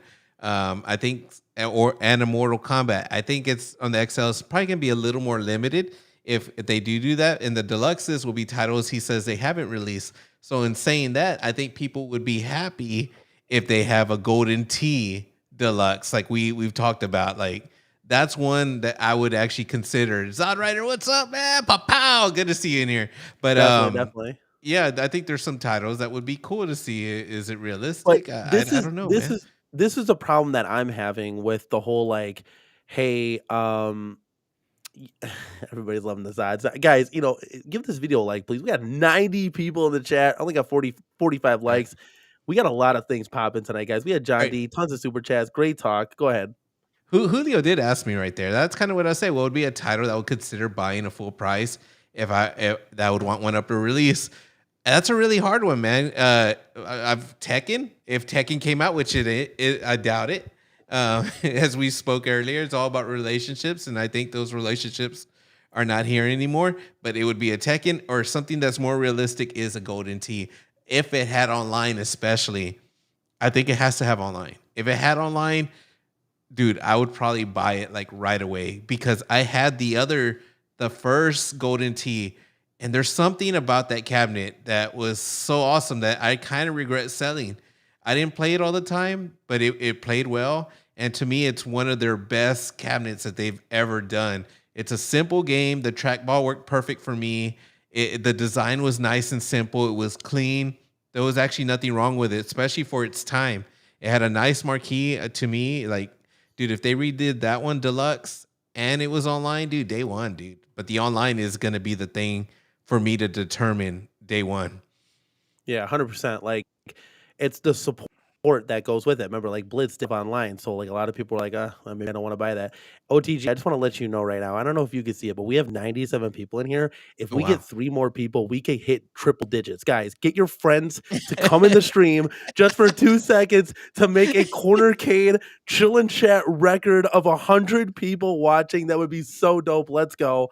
But yeah, so a big buck hunter deluxe should have had online. How cool would it have been to have played online like that? Probably a little bit harder with their chipset, but I think for sure, and a lot of people are like saying Tron this, I think I'm still in the camp of Golden Tee Deluxe because I don't think they've lost that title. But when we think like, what could they do? Well, for me, it's a no-brainer. Well, you do the Simpsons, Turtles, and X-Men all in deluxe form factors with, light up coin doors, 2-player form factor. Yes, I said 2-player form factor, acrylic, reverse printed acrylic marquees. But did they lose the licensing to those titles? So now you have to ask yourself, okay, like what could they do? They're not going to do a Golden Axe because if they lost Sega, Outrun's gone too. What could they do? And I just keep looking. My mind can't get off of Mortal Kombat, Street Fighter, and Pac-Man. Dude, it's gonna turn into what those My Arcades do. That it's the same thing. The Ataris, which dude, just look at My Arcade. That's pretty much what Arcade One Up might become, just in a bigger form thing until they go out of business. Atari games and the Pac-Man games. It seems like that's what My Arcade has. They might still, I don't know, they might still have that Mortal Kombat license right there with those Midway games, maybe. And I think it's gonna be. Oh man, that's being real. I don't know, man. I really feel like for sure those at least, for sure the Pac-Mans and the Atari games, because I look at My Arcade and that stuff. Even though I've seen YouTubers recently try to pump that up, realistically, I see those as being like the easier licenses to hold on to. Yeah, But I mean, it's almost like they're going backwards, right? Like they got to start all over. I think so. It's kind of like it kind of feels like that, to be quite honest with you, with like kind of like the quote unquote debacles that they've been having with MVC2 and Blitz. JT Game says Simpsons didn't sell. I think part of the reason Simpsons didn't sell is because they made like 50,000 copies of them. If you can just make a small amount of 3 to 5,000 and move the draw, I think, guys, put a 1 in the chat. Let's get engagement here. If would you rebuy a Simpsons if it was a 2-player? Let's say they did so we're talking they came out 57 inches high. So now they're 61 inches high, 63 inches if you want to bring it to a Street Fighter height. 2-player, reverse printed acrylic marquee, light up coin door. Maybe they add a game or two, or maybe they just keep the same 2 games. And I know the bowling, the Simpsons bowling, for example, is a repeat. It's a rehash. But you still got the beat 'em up. But it's a 2-player. And let's go down the list of Simpsons, X-Men, and the Turtles. I think the Turtles for me would be number 1, but X-Men would be really close. Remember, Welcome to Die. Like I think that's most classic. people would. I think most people would. Those are classic Konami games, man, and I think everyone loves those. And At what price? So I'm gonna say $3.99 is the price point. dude, this is all assuming that they still have Konami. It's funny that we have to say that before most games, or at least I do. Yeah, that price, I think a lot of people would with 2 players, but I don't think they kind of overvalue their stuff. They like to hit that price that makes you slightly uncomfortable. So I think it's always going to be $5.99. Yeah. I mean, I had all 3 of those in the CornerCade, and I was like, yeah, I got to get rid of them if I want to put more games in. But I loved my X-Men. My wife loved playing the X-Men. She had a That's a good blast, game. guys. When they're like be 3 other people joining her, and they'd all be whooping ass. It was a fun time. But yeah, we had to get rid of it. I mean, yeah, and then they like think about it. They improved the speaker quality, add the speaker grills on there. I mean, they really like do an update, like they did with Big Buck Hunter. They completely redesigned Big Buck Hunter, and it's absolutely phenomenal now. It's really, really cool and it's fun. Um, it says Widow says no, $3.99 was a 4-player Golden Axe. I did get X-Men like 2 years ago for $3.99 price match. RC Wiley back in the day was the shit. You just go to Dude. Best Buy and be like, yeah, I'm price matching it to here. Oh Sold yeah, the they school used to for do that, right? $50. They used to Yep, price match 100%. So I RC actually got a Willie. yeah. Yeah, Is it or Willie or what we used to say Wiley? Willie, but it was Wiley, or no, we used to say I forgot what it was. Let's see. Anyways, yeah, dude, I remember they used to price match that, dude. That was Yeah, back in but the day. But going back to Golden Axe real quick, I did see that, and I've seen my friend Turbo Joe. He's always an example. He will not buy that because he wants a 2-player.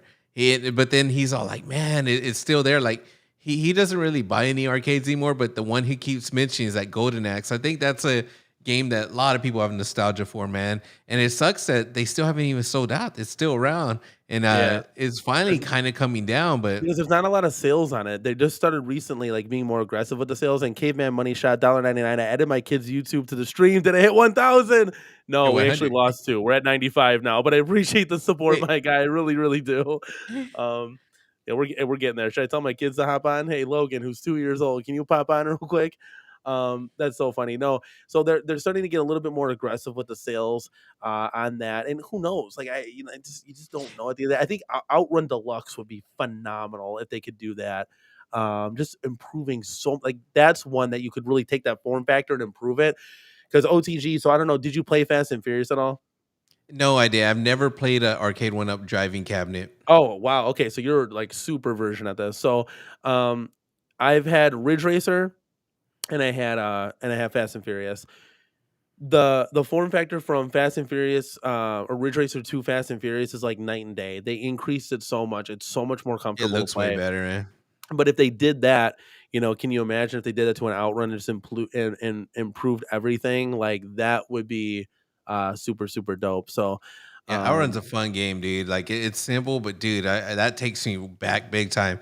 And it just makes me think, like, for real, that they did lose to Sega. We haven't seen anything Sega, and maybe that's the reason why Sonic never came out, like I said earlier. But that would be one. Like, why haven't they, dude? The one thing I didn't like about those driving cabinets was the sit down, dude. It was kind of funny that they had those for a while. I'm glad that they never went back to it. yeah, you got to do stand up or only. And guys, people are like, "Well, it's on for." They've made stand up Hydro Thunders. I have a promotional poster in my arcade that shows it right there. They've made Fast and Furious into stand up before. Retro Ralph has the real copy of it. So they've done those things. Stand up cabs going forward. Think about a Hydro Thunder stand up. That's a day one buy. They made that in a stand up form factor too.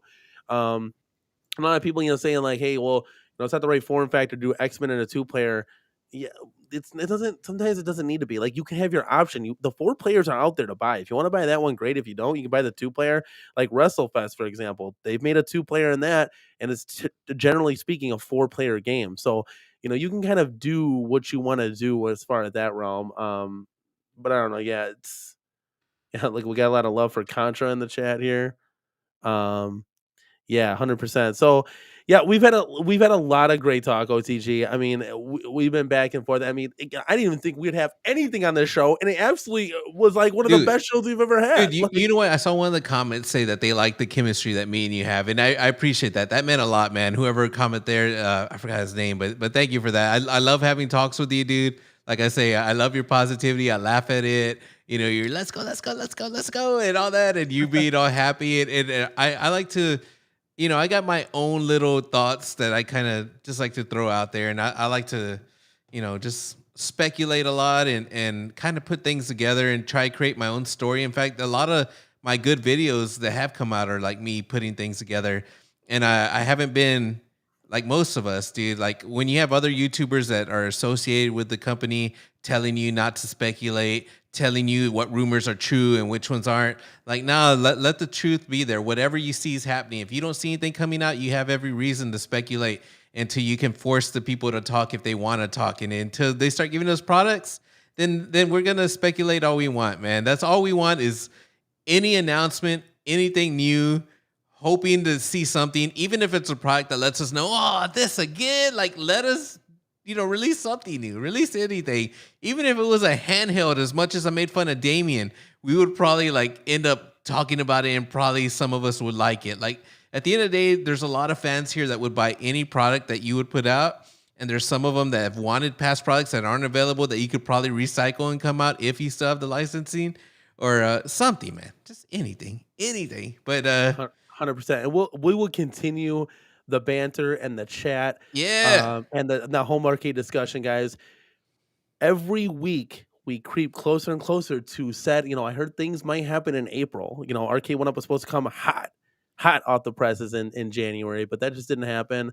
So maybe we see something in April. Also, John D was here tonight, which is super cool. John D, shout out. And I appreciate everybody coming out tonight and joining the discussion in the chat, guys. It really does mean a lot to me, and I can speak upon OTG. It means a lot to himself. It brings the joy back into home arcade discussion.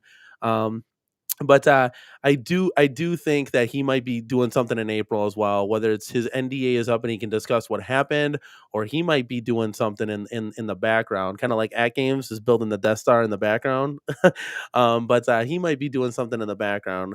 But that would be really cool, really exciting. I just don't want to wait till April. You know me, OTG. I'm like, come on, let's get it now. I don't want to wait for these games. I want to be able to play them now. I want to be able to play them tomorrow. This is my Saturday night. I want to be able to light the CornerCade up and play some Tekken and some stand-up Hydro Thunder. But for now, guys, we're just going to have to wait. Guys, thank you so much for coming out. We're going to bring the chat down. I really do appreciate it. And we're going to have more of this discussion. We'll continue next week, guys. We may or may not have a couple of guests. We were supposed to have Biggie Dion, but he sent me a text. He says he's not feeling too hot. So he's going to see if maybe he can come next week. Bill's always in the works. We got Godly. I mean, the whole crew, Mike of all trades. James Hates Everything wants to come on. Looks like Zod Rider's in the chat here. He wants to come on too. So guys, we're going to have guests up the wazoo. I told you 2024 is hot, and we're going to be rolling, OTG. Are you ready for it? Are you going to give me a let's go? Let's go. Let's go. That's right, dude. Let's go, man. Guys, thank you. Hey, do you want to leave with the Meanwhile, last in the background, At Games is building the Death Star. And I think on that note, guys, we can close the show. Thank you so much, guys, for coming out tonight. And OTG, do you have any final words? I mean, that was pretty good closing. Oh, dude, I think John D made the excitement for me. Him actually coming through, and I do know that was the real John D. So that's awesome, man. And I'm excited to whatever news he said on B Stream. At least we hear something to be excited for, even if it's a far ways away. Let us know, Arcade 1UP, even if you had something coming up. But I don't know, man. That company, it's a whole different company now, dude. Like that you can see it. It's not the same company that we once had. And I said like the peak was at Big Blue, where a lot of us YouTubers were together playing online. That can still happen, but I think the company, man, it's not the same company anymore. And we will see, dude. Time will tell, and we'll see within a few months. Hopefully we get any news, or we can see what direction they're going, give us anything to peek at, something. And that's it, dude. Until then, you'll see me next time. Thank you for letting me be a special guest on your show again. And hopefully I'll be back sooner than later. 100%. We will catch you guys next week. We'll see you in the next one. Peace. Peace.